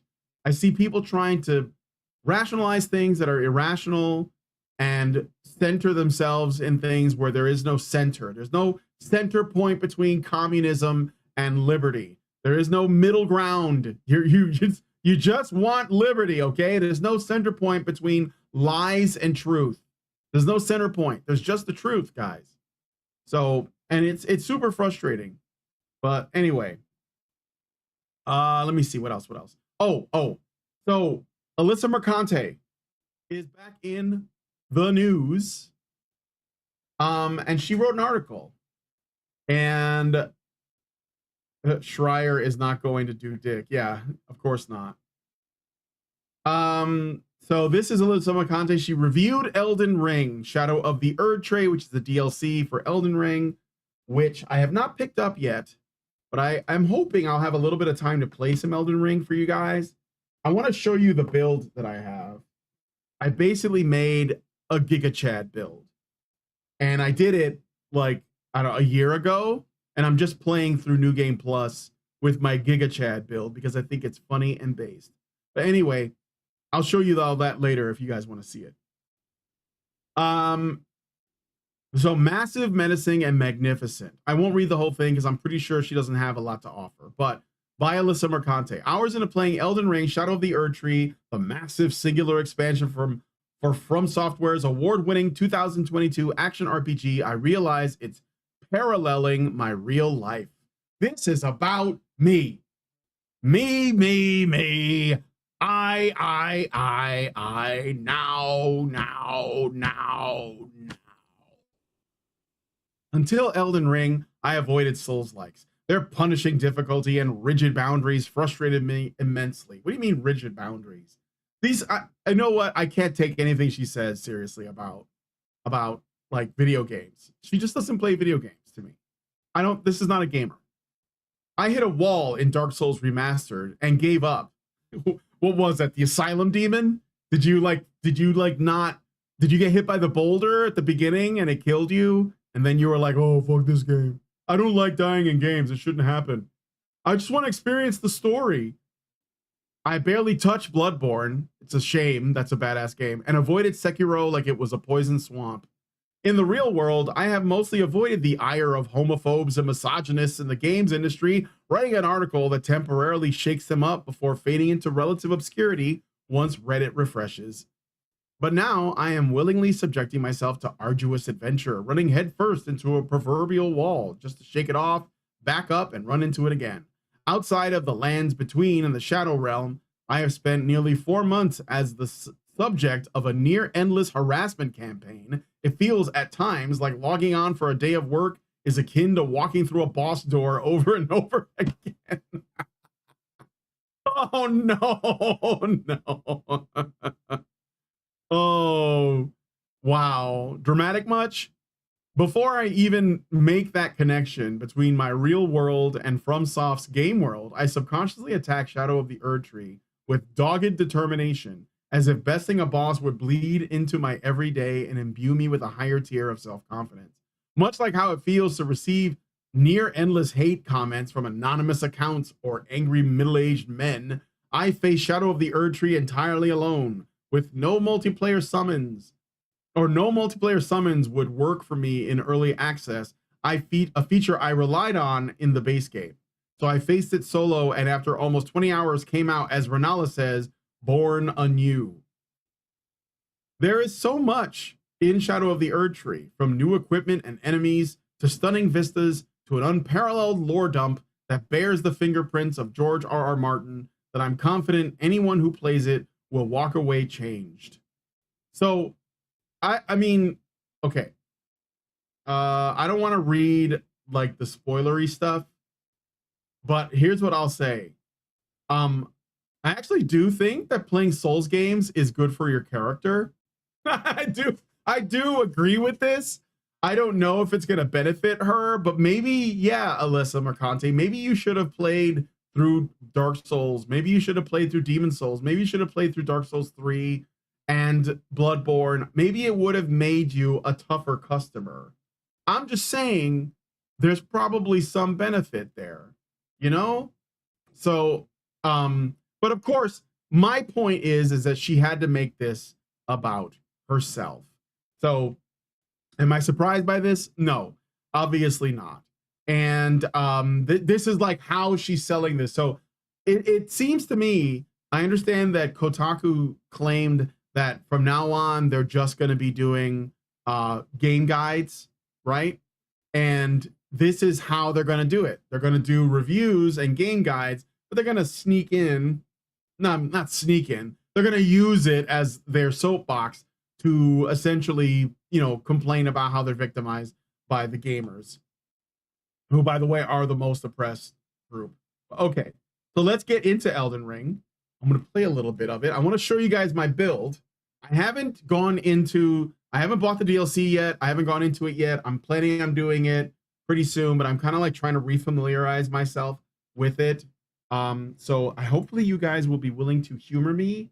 But as you can see, there has been a patch. I don't think I have.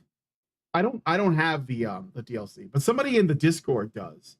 Now I am on PlayStation 4, so if anybody has PS4 and they are that they own Elden Ring and they want to like co-op with me or whatever, just let me know. So okay, so I'm about to do a boss fight. I want to show you guys my build, my build. So this is so when I played through the game the first time, I didn't plan anything. I didn't look up anything. I just kind of like winged it. Okay. Robert Johnson says, yeah, then she could walk, talk, and write without crutches. Yeah. I think it toughens you up, man. You should play a FromSoft game. So the first time, this is New Game Plus. I only played through the game once, and it was like a year ago. It was actually more than a year ago. And at the time, I was not feeling well. So a lot of this I kind of forgot. But I was very slow and deliberate with my playthrough. So I tried to find everything and search every corner of the map. There's probably stuff I missed, though. But on this playthrough, so on the first playthrough, I haven't done a respec, but I'm planning on doing a respec. But as you can see here, oh shit, I gotta share this on the hold on a second. I'm not sharing this on my there we go. Sharing it now on the vertical stream. Apologize for people watching on the vertical stream. So what was I gonna say? Let me see. Yeah. So normally when I play a Souls-like, the first build I go with is a strength build. I think it's like a good starting way to sort of get to know the game. I always like playing like characters that use great swords. I've always liked that. Like just a big, big guy, big sword as a starting playthrough, even before I played Souls games.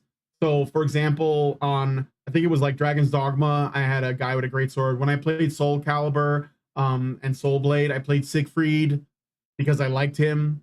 So I was always into that, and when I used to play D&D when I was most of the time I'm a game master when I play D&D tabletop stuff, but a few times I was a player, and I think the first time I ever played, I played a fighter with a greatsword.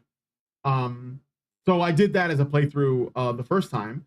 So I basically focus usually on strength and faith for some healing spells. So as you can see, I have a strength build mostly with a 60 strength, and I'm not looking at any of the data on it. I'm not trying to like really I guess get to like the yeah, I got into Ivy later and Mr. 0303. Ivy is my favorite, my main, but I did play Siegfried when Soul Blade came out, and then I played more of Siegfried when Soul Calibur came out, but I really got into Ivy. I like the weapon a lot. But anyway, so what was I saying? Oh, so yeah, so this build is a strength build, and I used the great sword for a while. But now I think after I beat the game, I was using it's a boss weapon, which is equipment. This one, the blasphemous blade, I made it a blasphemous blade plus 10. Absolutely fucking busted. Like, I would say now that it's like I did start reorienting myself to Elden Ring, and I think Elden Ring might be the easiest Souls game. So yeah, but so the blasphemous blade is a great sword, and it's absolutely just awesome, but maybe too awesome. And I wanted to do a respec. I wanted to try something else. So now I'm using the star. It's basically a punching weapon called the Star Fist, heavy Star Fist plus 25. I buffed the shit out of it because I had like the resources and stuff. And now I'm rocking these, and these are awesome. So I'm gonna go ahead. Oh, I need to light one more torch. So I can't go fight the boss just yet. Taki is all. I like Taki.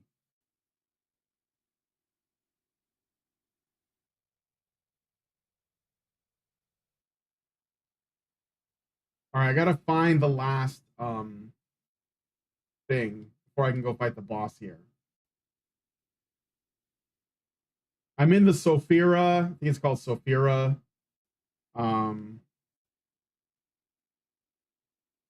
It's like Sophira River. It's underground. It doesn't look like it. It looks like it's nighttime, but it's underground. Absolutely gorgeous.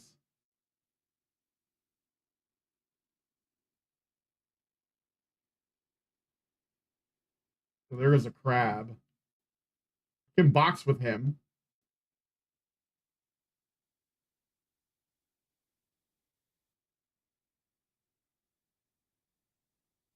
You're done.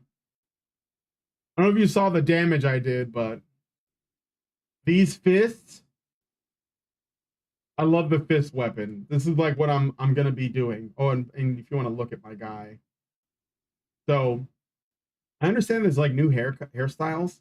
I might have to look into the hairstyles. I'm definitely a Siegfried guy. Give me big sword. Yeah, I love that too. There's another crab. Do I want to fight him? Okay. Yeah, we're gonna do it. I'm gonna do a.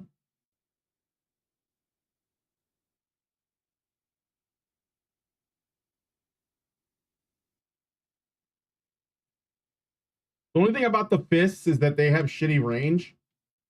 That's the only thing. Uh-oh.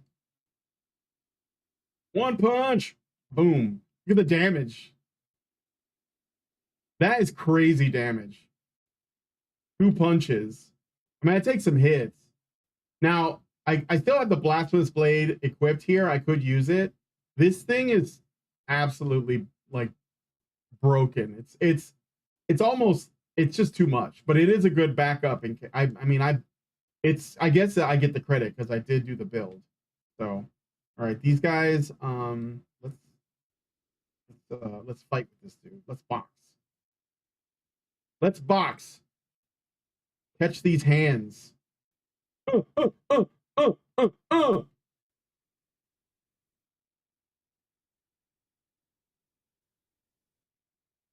there another one over here? Did you guys see this okay, or is it dark, or what? Where'd this guy go? Oh, there he is. Hey, what's up?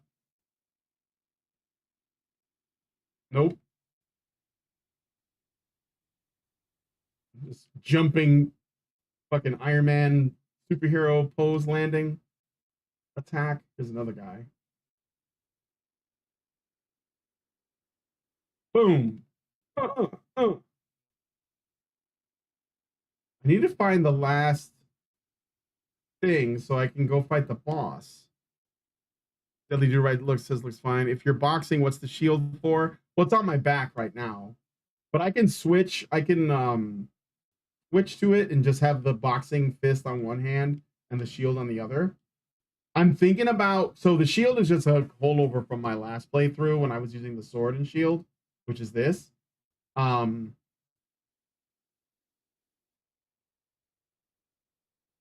Maybe there's something over here.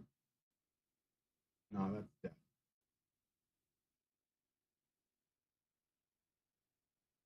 I need, oh, that one. I didn't, that's the one I have to get.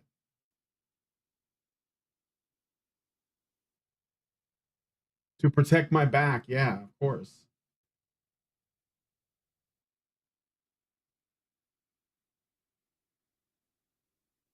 Okay, so I'm gonna get off and let me show you guys what this weapon does.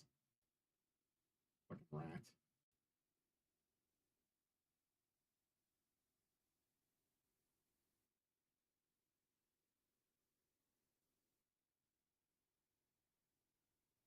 One of the great things about this weapon too is when I kill people, I get health. So it's generally All right, let's box with these guys.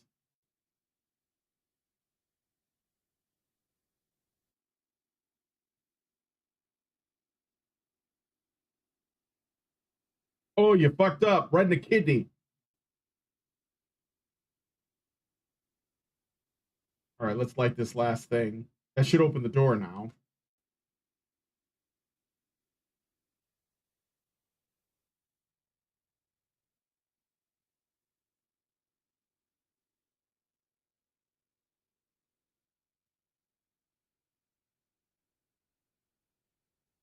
I mean, I don't have to ride back, but it looks cooler when I do.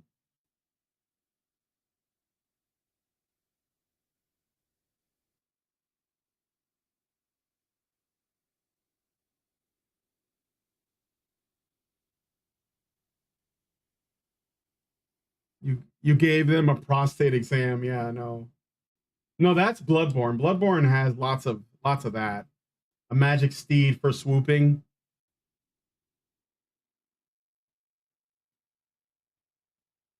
These like spirit guys, they used to give me a really hard time the first time I played through this. I dreaded fighting them. I was like, I had to use a lot of stealth and shit. But now that I mean, the boxing is so strong. Come on.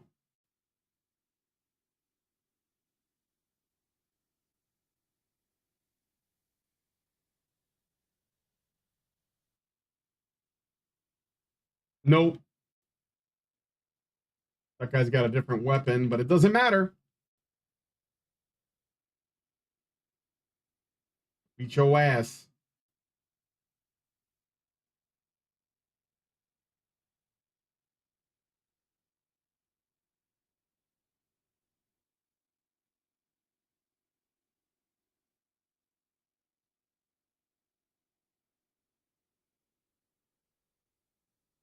All right, let's go up here. I think it's open now. I'm gonna fight this boss.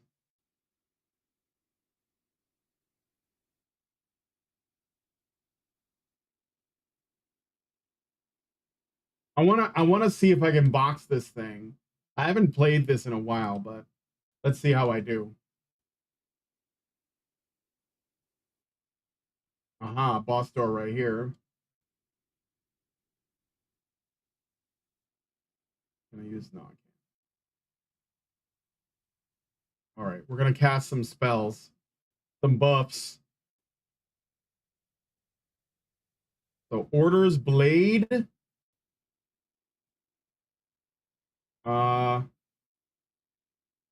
Golden Vow. Flame grant me strength. I guess I'll just do all of this shit. Golden Vow. Now I'll have a drink of this Cerulean Tears. And I think that is All right, let's go.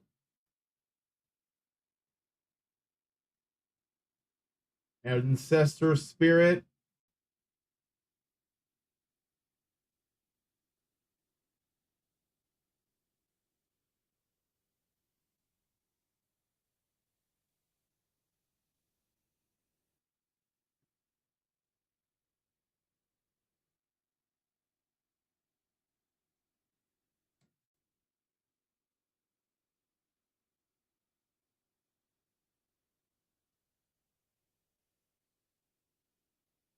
Oh, I'm not hitting it. Damn it. I gotta jump.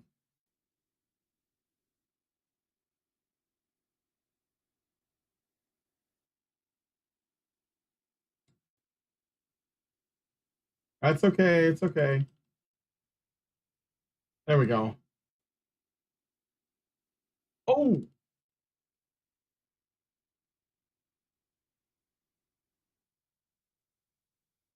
I rolled. Okay, you got me. The thing about the fists is they're not great about with the giant beast because of the reach. Stake of Marika, is that closer? Yeah, sure.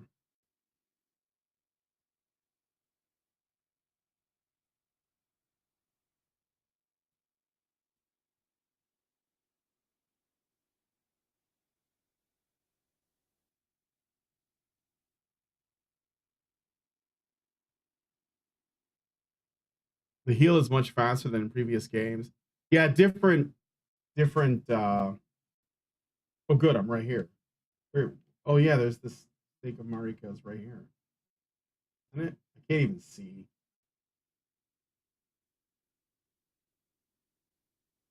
All right, let's try this again. Let's do just the flame grant me strength. Or no. Blessing of the Earth Tree, I think is the one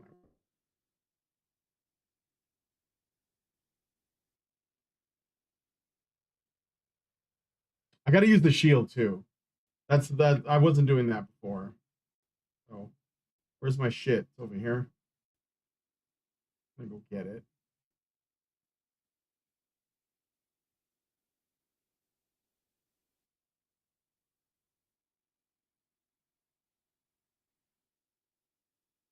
You gotta watch out for that shit.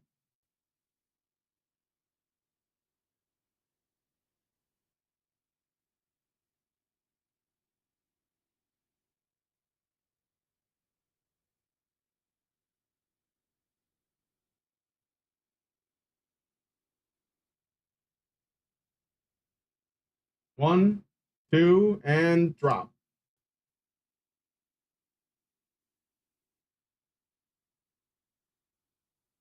See, that's a problem for me.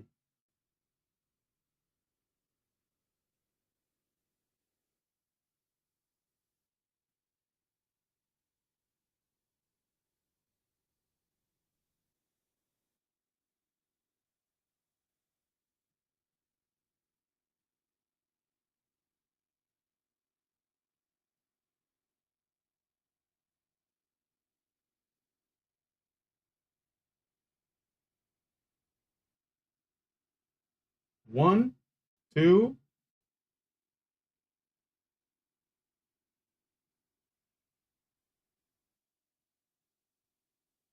Nope.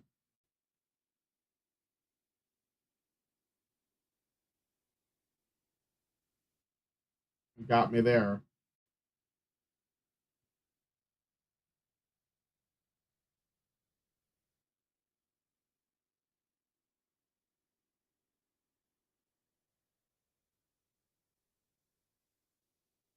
I wonder if you can parry this guy.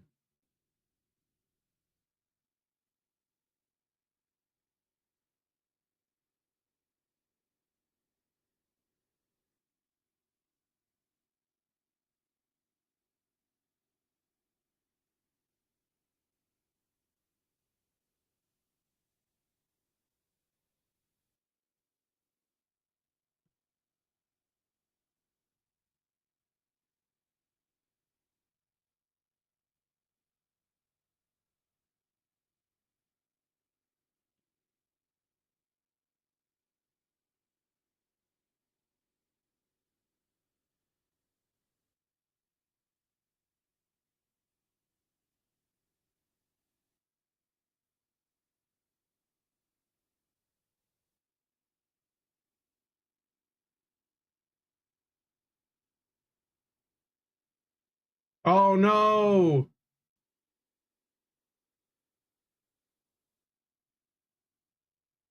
Did you mute? Can you hear me? You should be able to hear me. I'm just quiet. I was focused.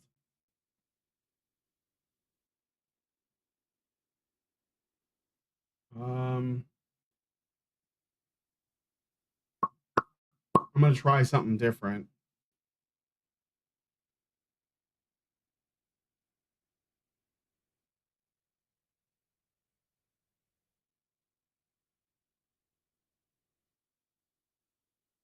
Yeah, I'm still here.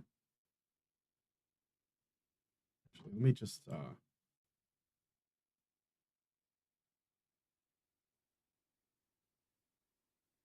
all right. We're just gonna like fuck him up now. I heard spells. Yeah, I don't have a magic build, so where's my stuff? Oh, I see it.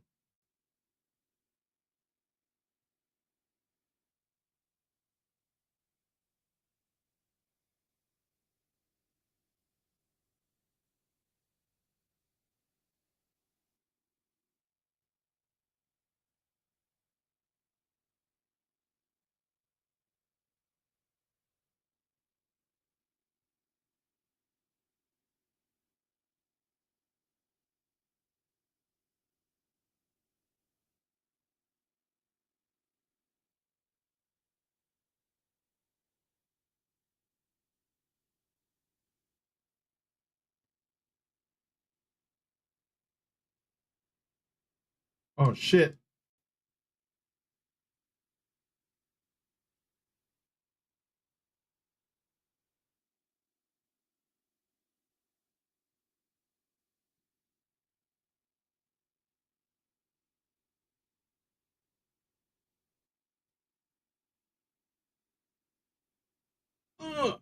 What?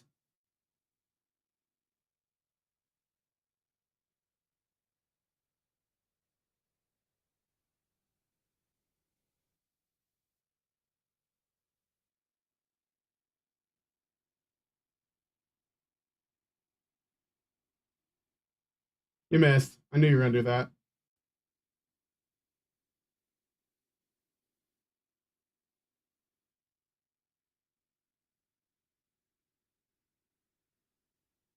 Oh shit.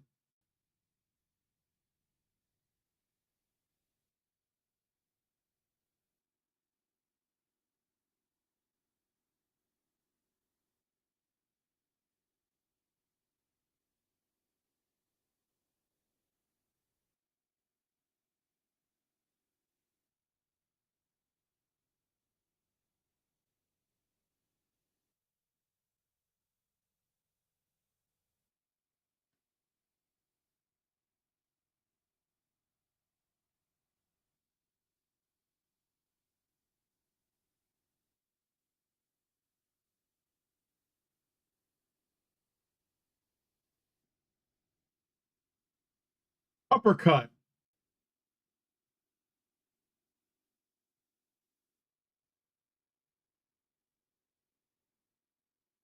All right, how do I get out of here?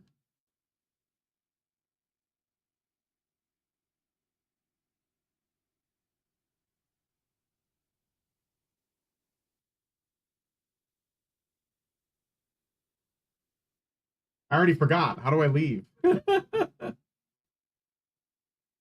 Oh, there.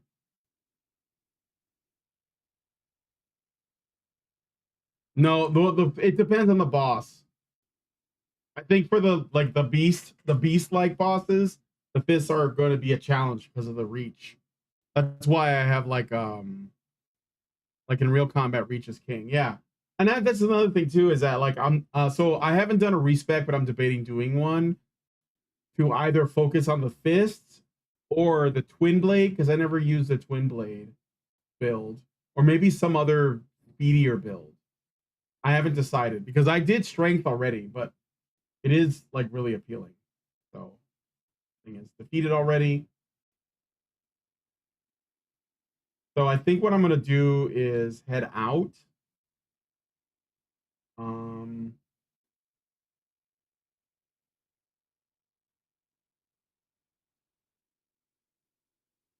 I want to go above. Oh, you know what? Actually, I can teleport. What am I doing? I just warp right here. Now, I don't have the DLC yet, but well, I don't know. I might have to wait until next month to pick it up if I do. But I do want to play it. I hear really good things. You know, so adding a horse to compensate for the open world was a good call. Yeah. And also the ability to just like teleport, like the fast travel, because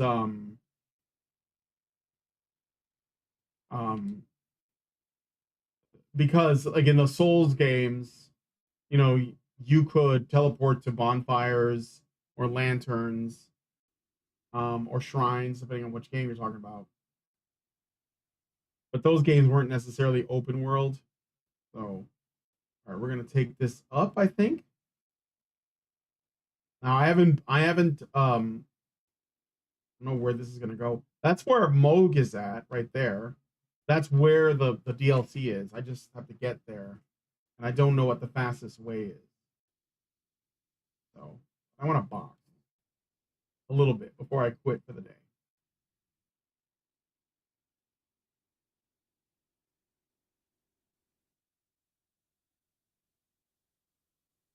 It's really down deep. Oh shit, fucking Kaled. Oh no.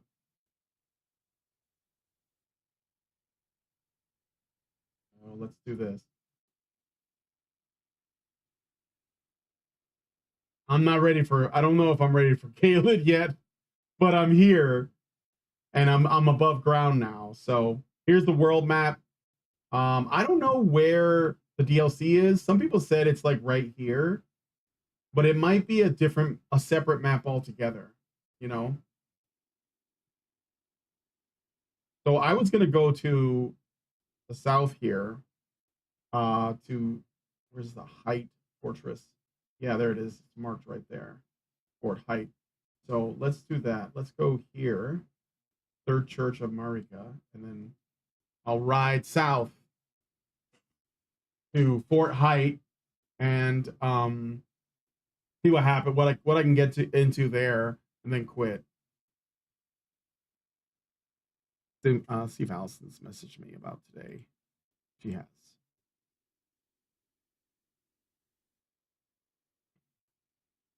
Daily Do Right. Thanks for coming. Okay. I head south.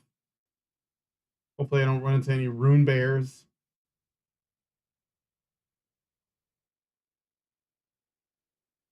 This is Elon Musk's favorite game, or at least one of them.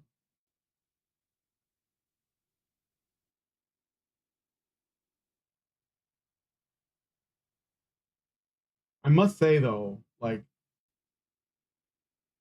it's obviously the art direction, man. Art direction is everything. It's more important than graphic fidelity, in my opinion.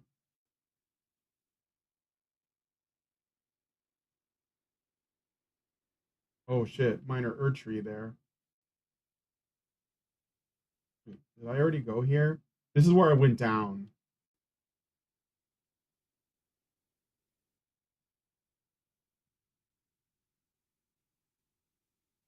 Bitch, that guy ran.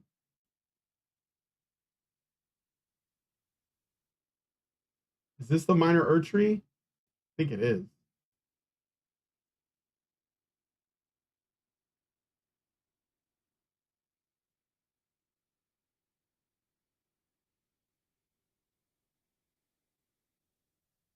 There might be a guardian here. There's a lot of these.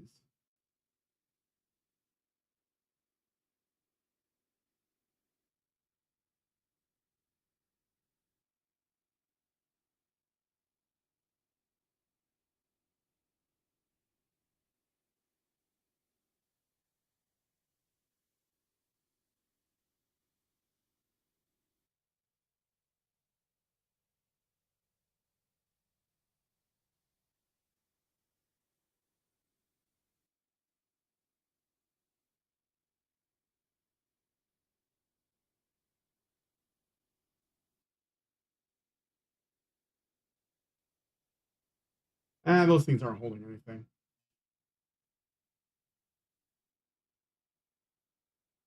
The rune bear.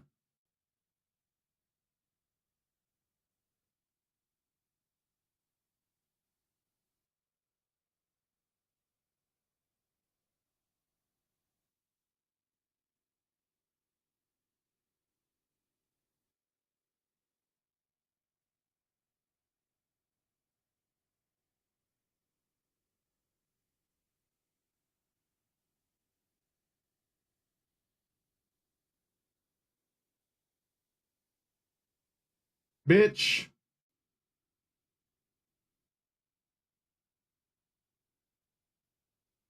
No matter how much pixels they add, Last of Us 2 will still look like puke. Would you rather face an invader or a rune bear? Rune bears are really tough. I don't think I want to fuck with him. Like, they're fast for their size, you know? I thought I was near the minor Erd tree. Oh, dude, I'm like, it's way over there.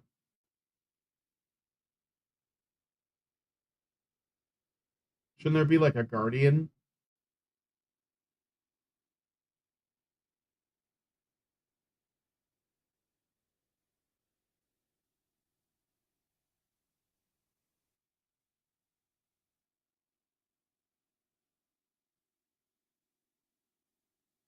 Yeah, shouldn't there be a dude here? Unless I'm mistaken.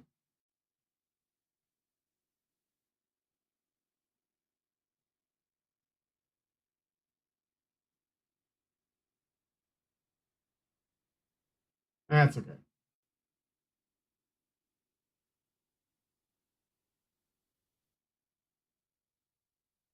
Bears are pretty fast in general, yeah. We're just gonna go to the... I'll deal with those guys later.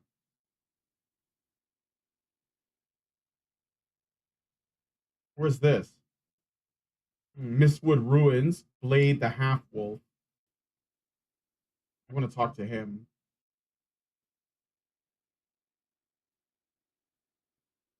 It's a bear. Okay. All right. No, it's cool. It's cool. All right, here's what we're gonna do. Oh shit. That's not what I wanted to do. I can summon my mimic tier, so we're gonna use that. And I'm gonna start some shit with this guy. Come on, bro.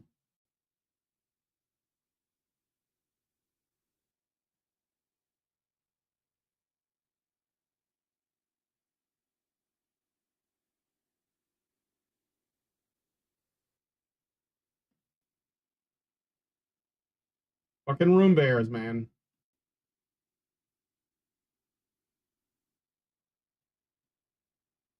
Oh shit, like fucking them up.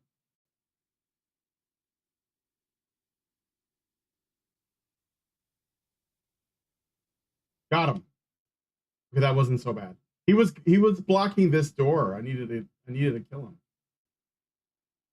Thanks, me. That guy's so good looking. Clone has a nice the clone is nice bait. He'll stay with me for a little while too. Is he down here?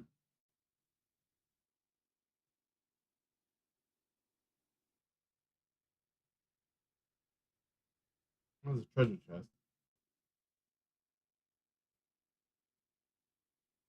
Nice.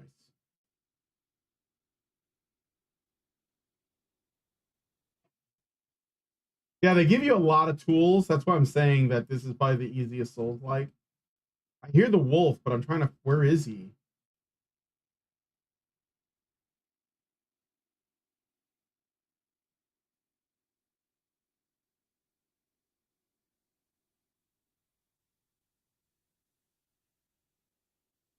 There's another bear. Maybe he can help me fight. This is just a regular bear, not a root bear.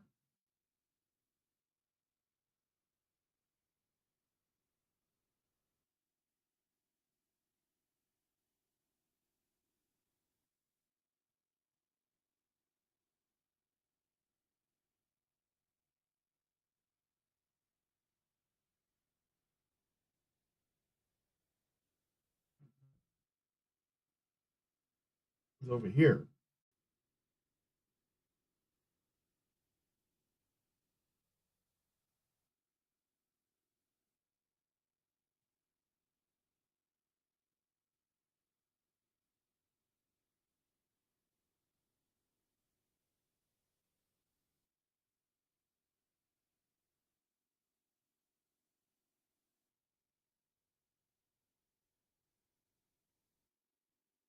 Oh.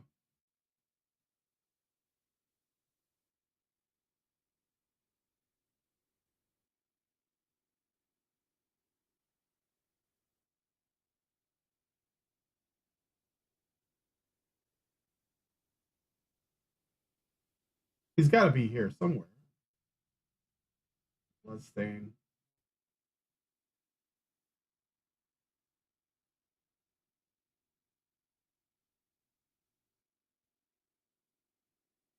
Oh, he's up there.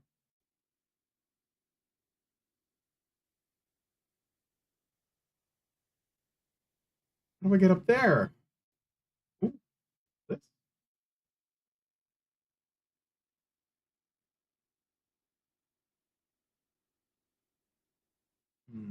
May have to use the use this. Get up there where he is. But my guy can't do that, so he's probably gonna disappear.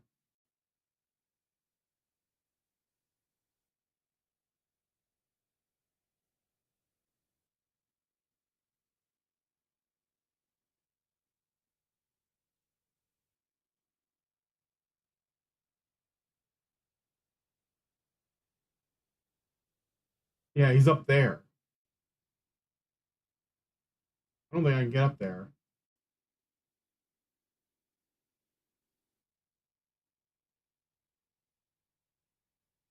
Oh well. Maybe he'll be there later. Right. I'll look into it.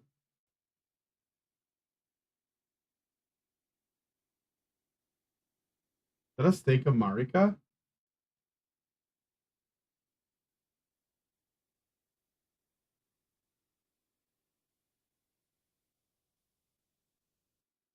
Can this guy help me with the other bear? Let me see. No, he's starting to vanish. Never mind. We're just gonna head to the fortress. I'm getting outside of the range.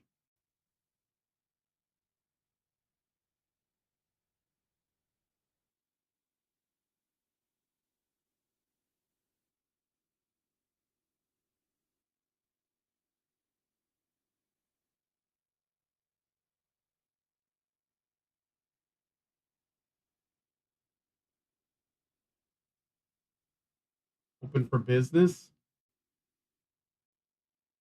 Hmm.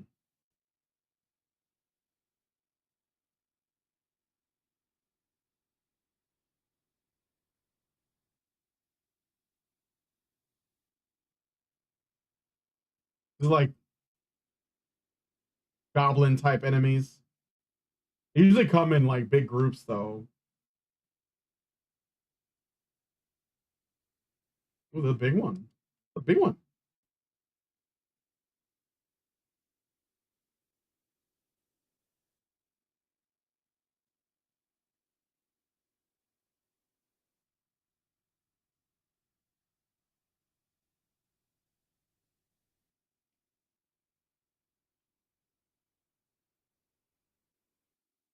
Hmm.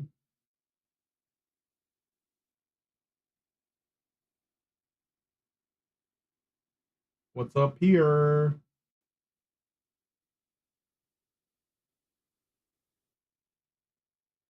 There's a lot of enemies for a Souls game. Yeah, it's definitely a bit different in feel. Oh, that's where I want to go. There's the fortress. So I could approach this straight up, and I think I will.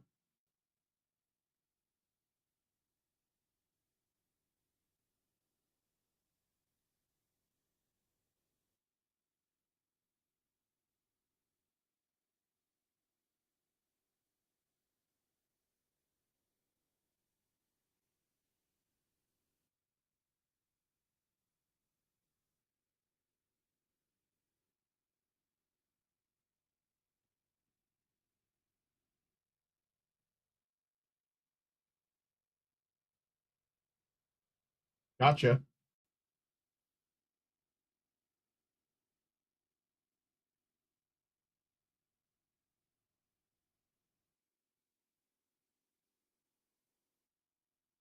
You should have just fought. Oh shit.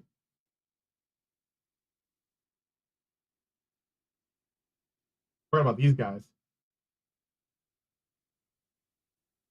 Oh, big mistake.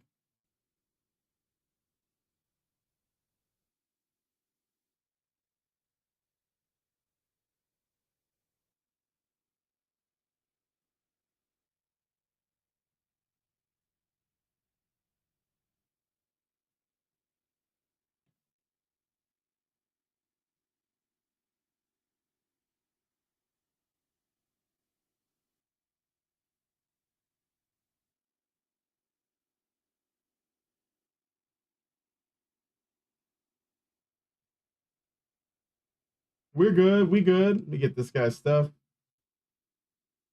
And this. Can't use those. The maximum already, so. You have to whistle or something to summon him, if memory serves. Oh, but how do I whistle? Oh, maybe that's. Oh, you know what? You're right. I think I remember now. Hold on. I got to use an emote. Let me mark this and go back there.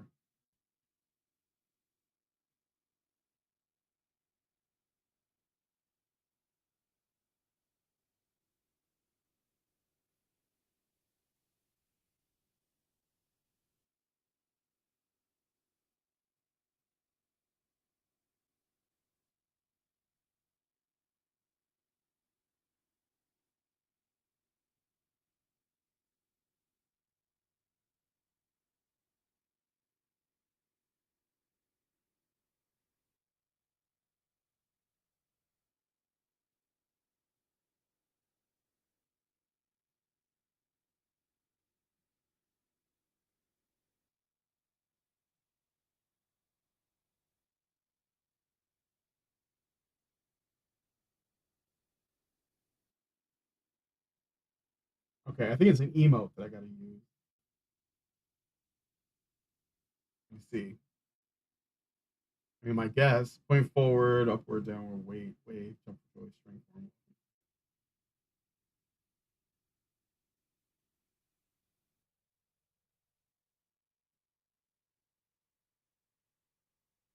Or maybe there is a whistle that I have to use, like an item.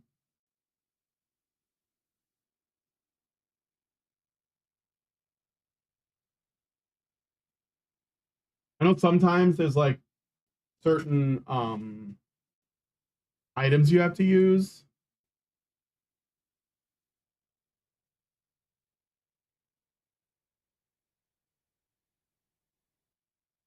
Maps.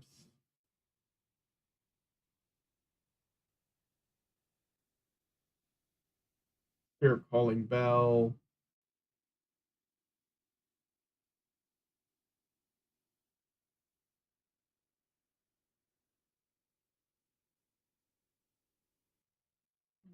I don't see it. Maybe I don't have it. Maybe I have to get it on the. I didn't get anything on this playthrough yet, so maybe I'm not supposed to.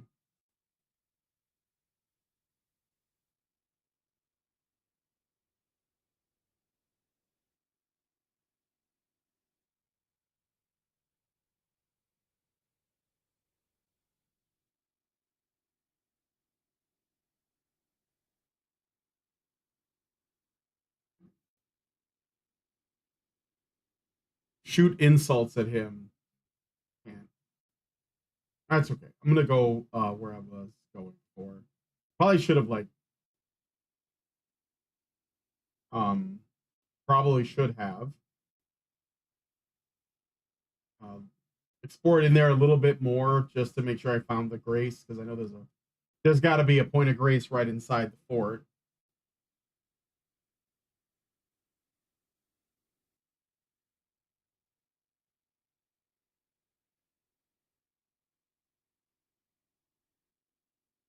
Oh, this guy?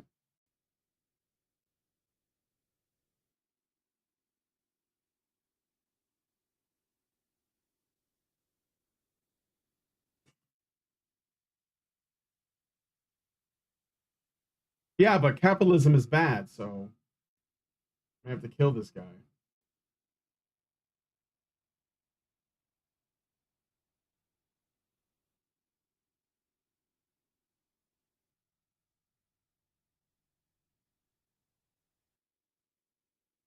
Smithing stone.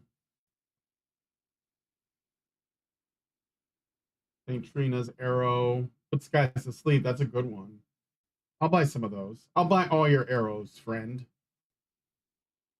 That's it, though. He doesn't have anything else.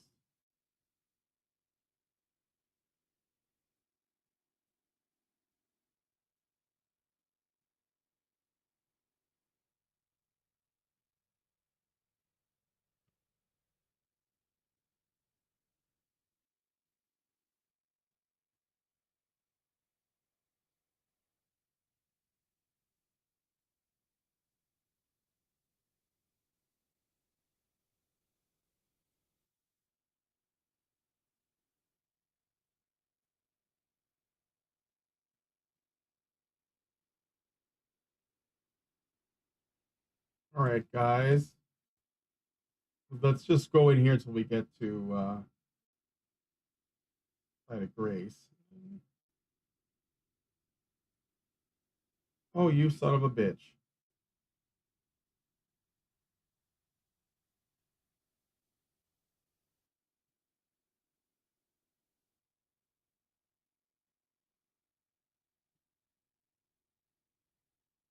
Oh, no. Of course. I should have healed. Oh, look. I could. You know what? I'm going back. I'm going back. Fuck that.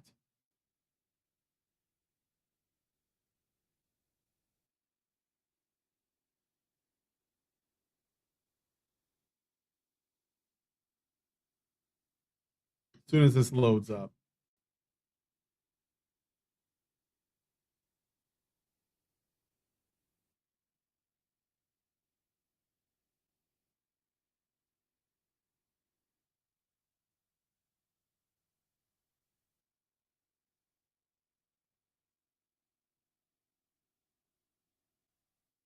Is that the closest? Damn it, I got all it's marked, but all the way back here. What the fuck?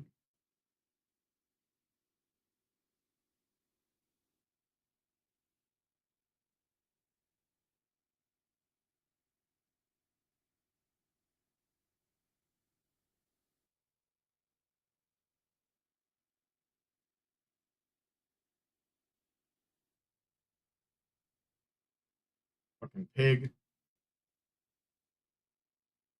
Just wasted that pig for no reason.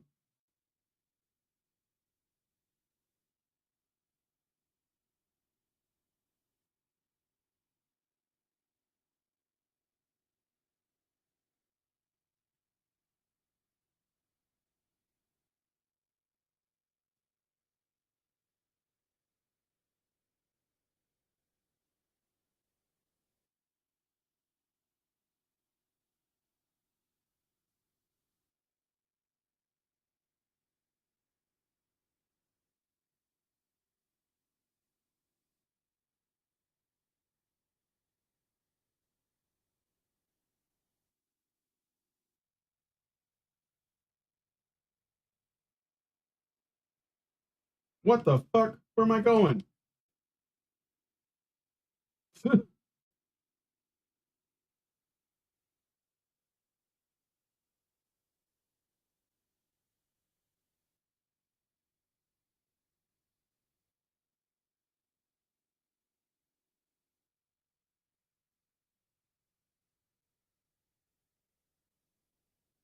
All right.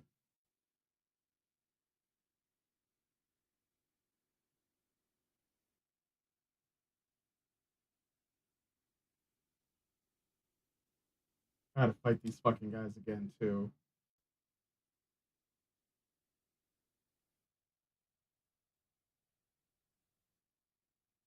Calm down.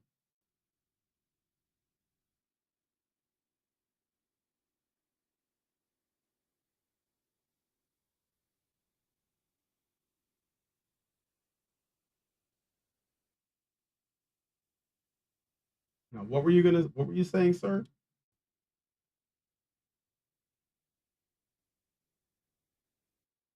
Oh, Kenneth, right. Yeah.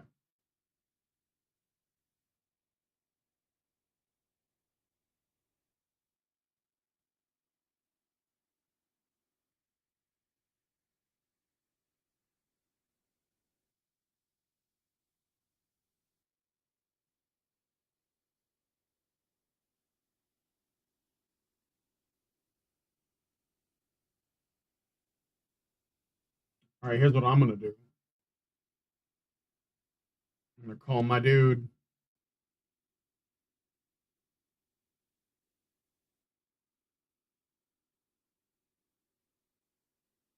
You ready to do this?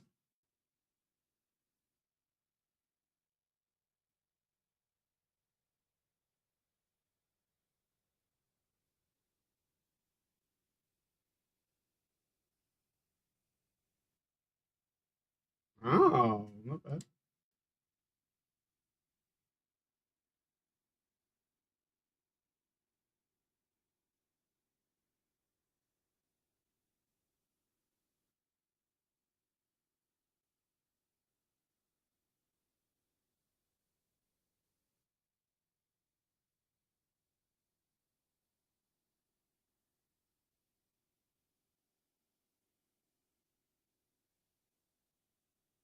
Let's go inside and get my shit.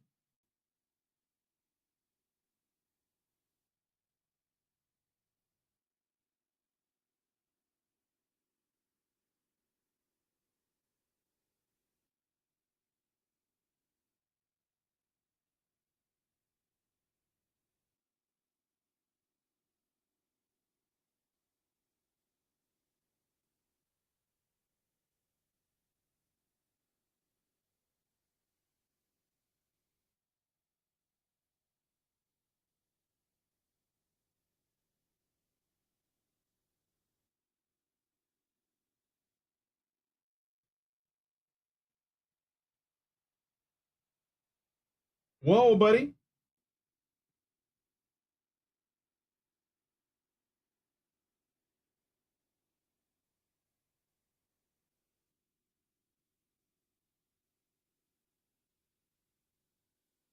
Yeah, I gotcha. I'll take that.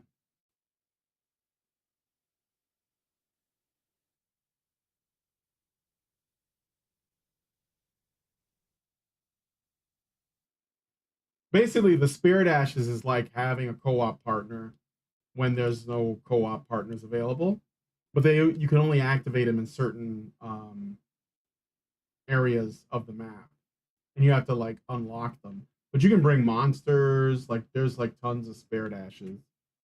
The clone can cast spells. Yeah. So um so if you look, okay, so you can basically get like all these ashes are essentially like little summons you can use, and you can level them up just like a weapon. You can like improve on them and stuff, and they'll have different attacks. But my favorite is the mimic tier, which basically just copies you, and it whatever your build is, it has your build, so you can literally duplicate your build. Now you can also like equip a whole different set of equipment, summon it, and then change back to your equipment, and it'll keep the equipment that it had when you set it. So it's like having another player, really. I mean, with your stats and stuff. Did I do the thing? Did I save the day? Oh, you, the guy driving the fucking break this.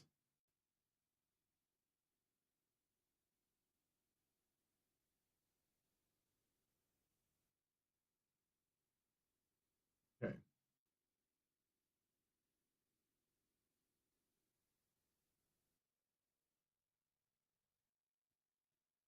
Climb this ladder.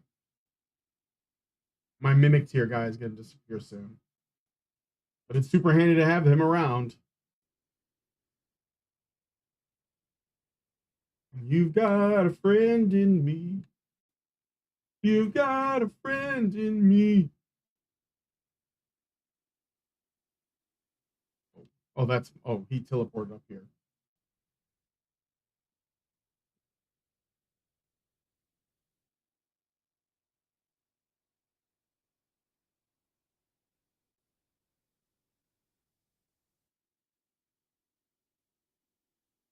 Okay.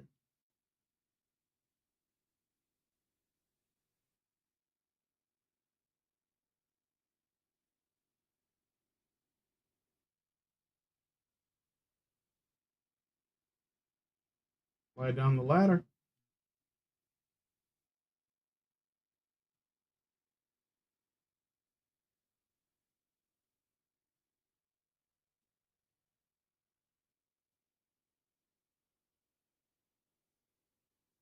Oh, when you first summon the Mimic tier or any of these, I think the Mimic tier specifically, it does damage to you. It uses your life force to activate itself. You have to be aware of that too.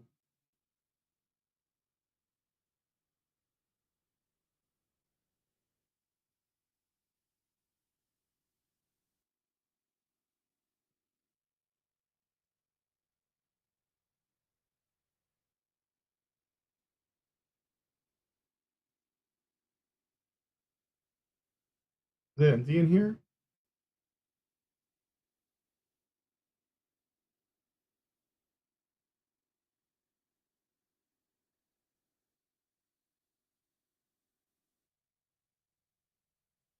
Hmm.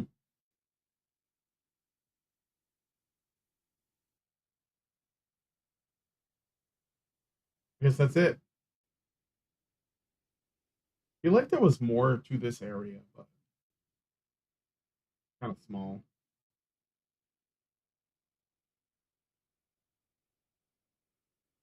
Let me check one more thing. Does this game have mimics? No. It doesn't there, but instead it has the trapped treasure chests will teleport you somewhere, which might be worse. There's some that teleport you to really bad places. But like there's only a couple of them. There's no mimics though.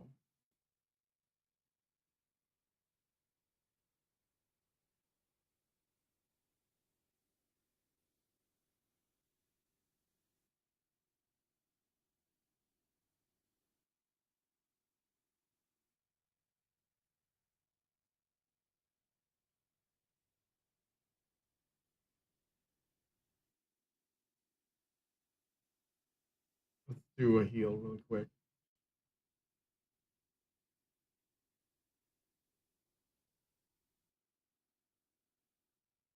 Not sure there's anything else to do here. I'm gonna look around.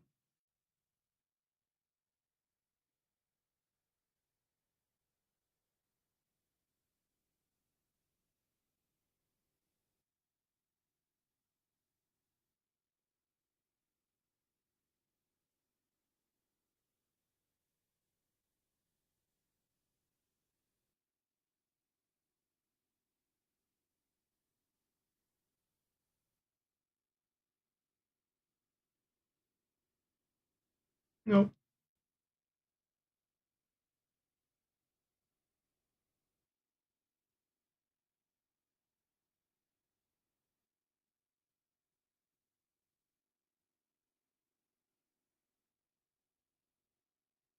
All right, let's check the map. Basically done here, but the guy I was helping, Kenneth Height, is right here. So let's go there and talk to him. And then I'm gonna quit. So because I never did his quest line. Like there's a bunch of quest lines I never did. There's a couple of them at least. I can think of like 3 or 4. So I'd like to do those and see, you know, um there.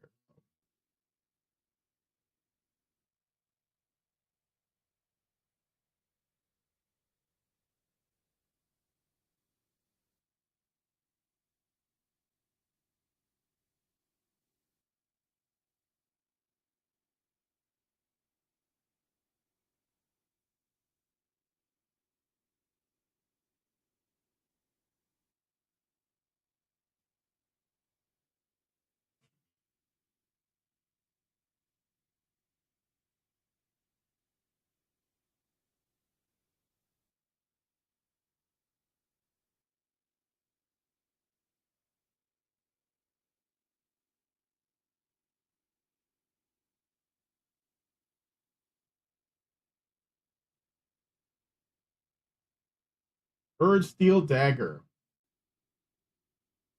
Thanks, I don't use daggers, but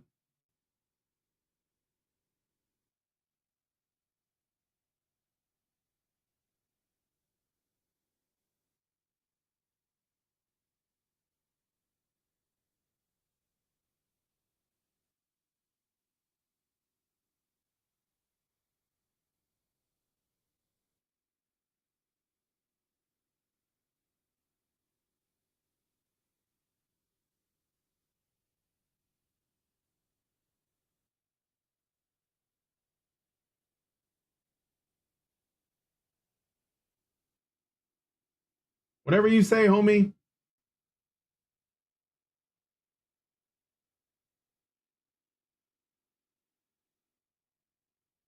Wait, maybe he's got something else to say.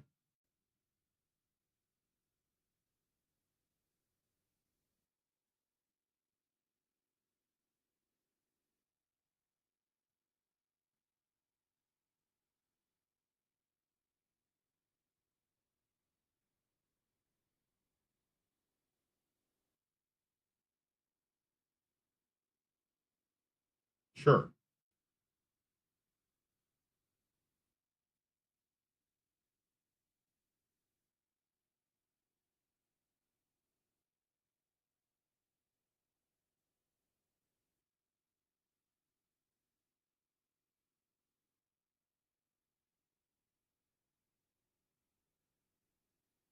Oh, well then, yeah, it was worth it just for that one last piece of conversation.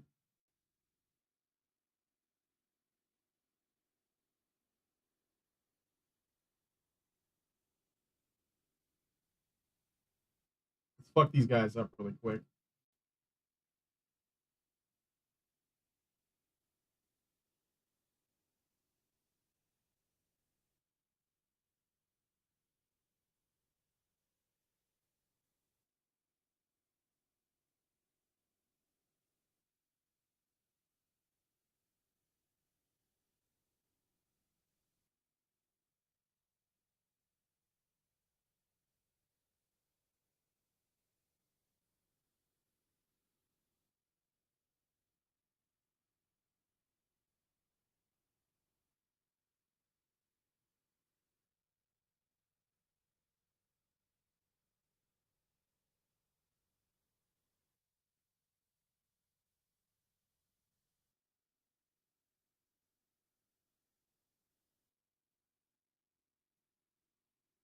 Ugh.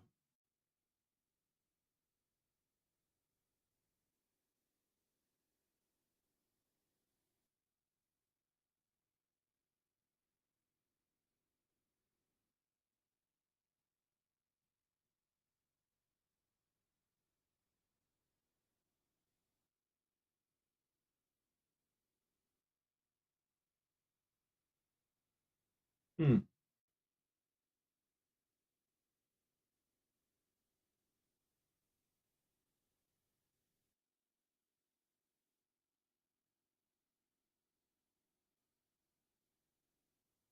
Oh, look, an ogre.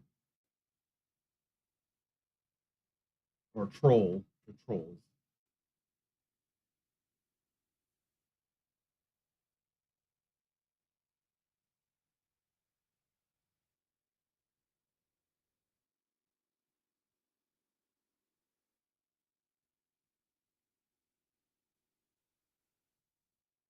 Hi, buddy. See, this is like what it's good for right here. Ugh. What are you gonna do?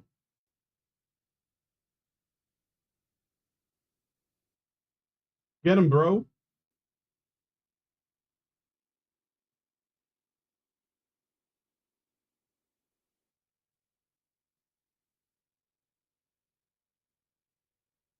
Certain like on beasts, these gloves aren't great, but on like humanoids, they're really good. That's why I keep the sword too, just in case. All right. Anyway, I'm gonna quit here. Thanks for coming on the show. Sorry it went a little bit longer than I expected, but I gotta get ready for the day. So with all that out of the way, if you guys like this video, please hit like, subscribe if you're not already subscribed, hit the bell for notification. Let me know what you guys think about what we did on the show today. I hear noises. Normally, you know there's an enemy that's going to attack you because your health bar will show up on the screen. So I'm probably safe.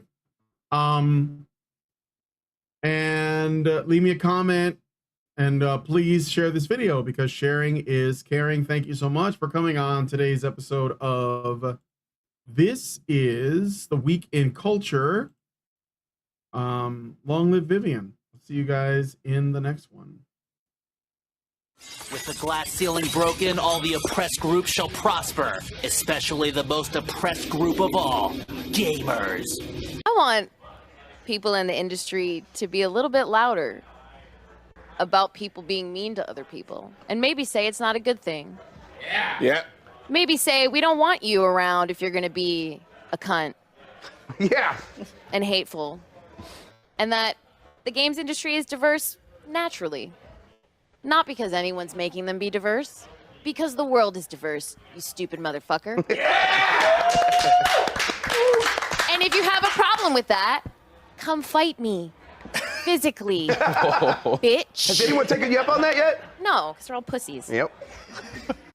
Down here, salt is a way of life.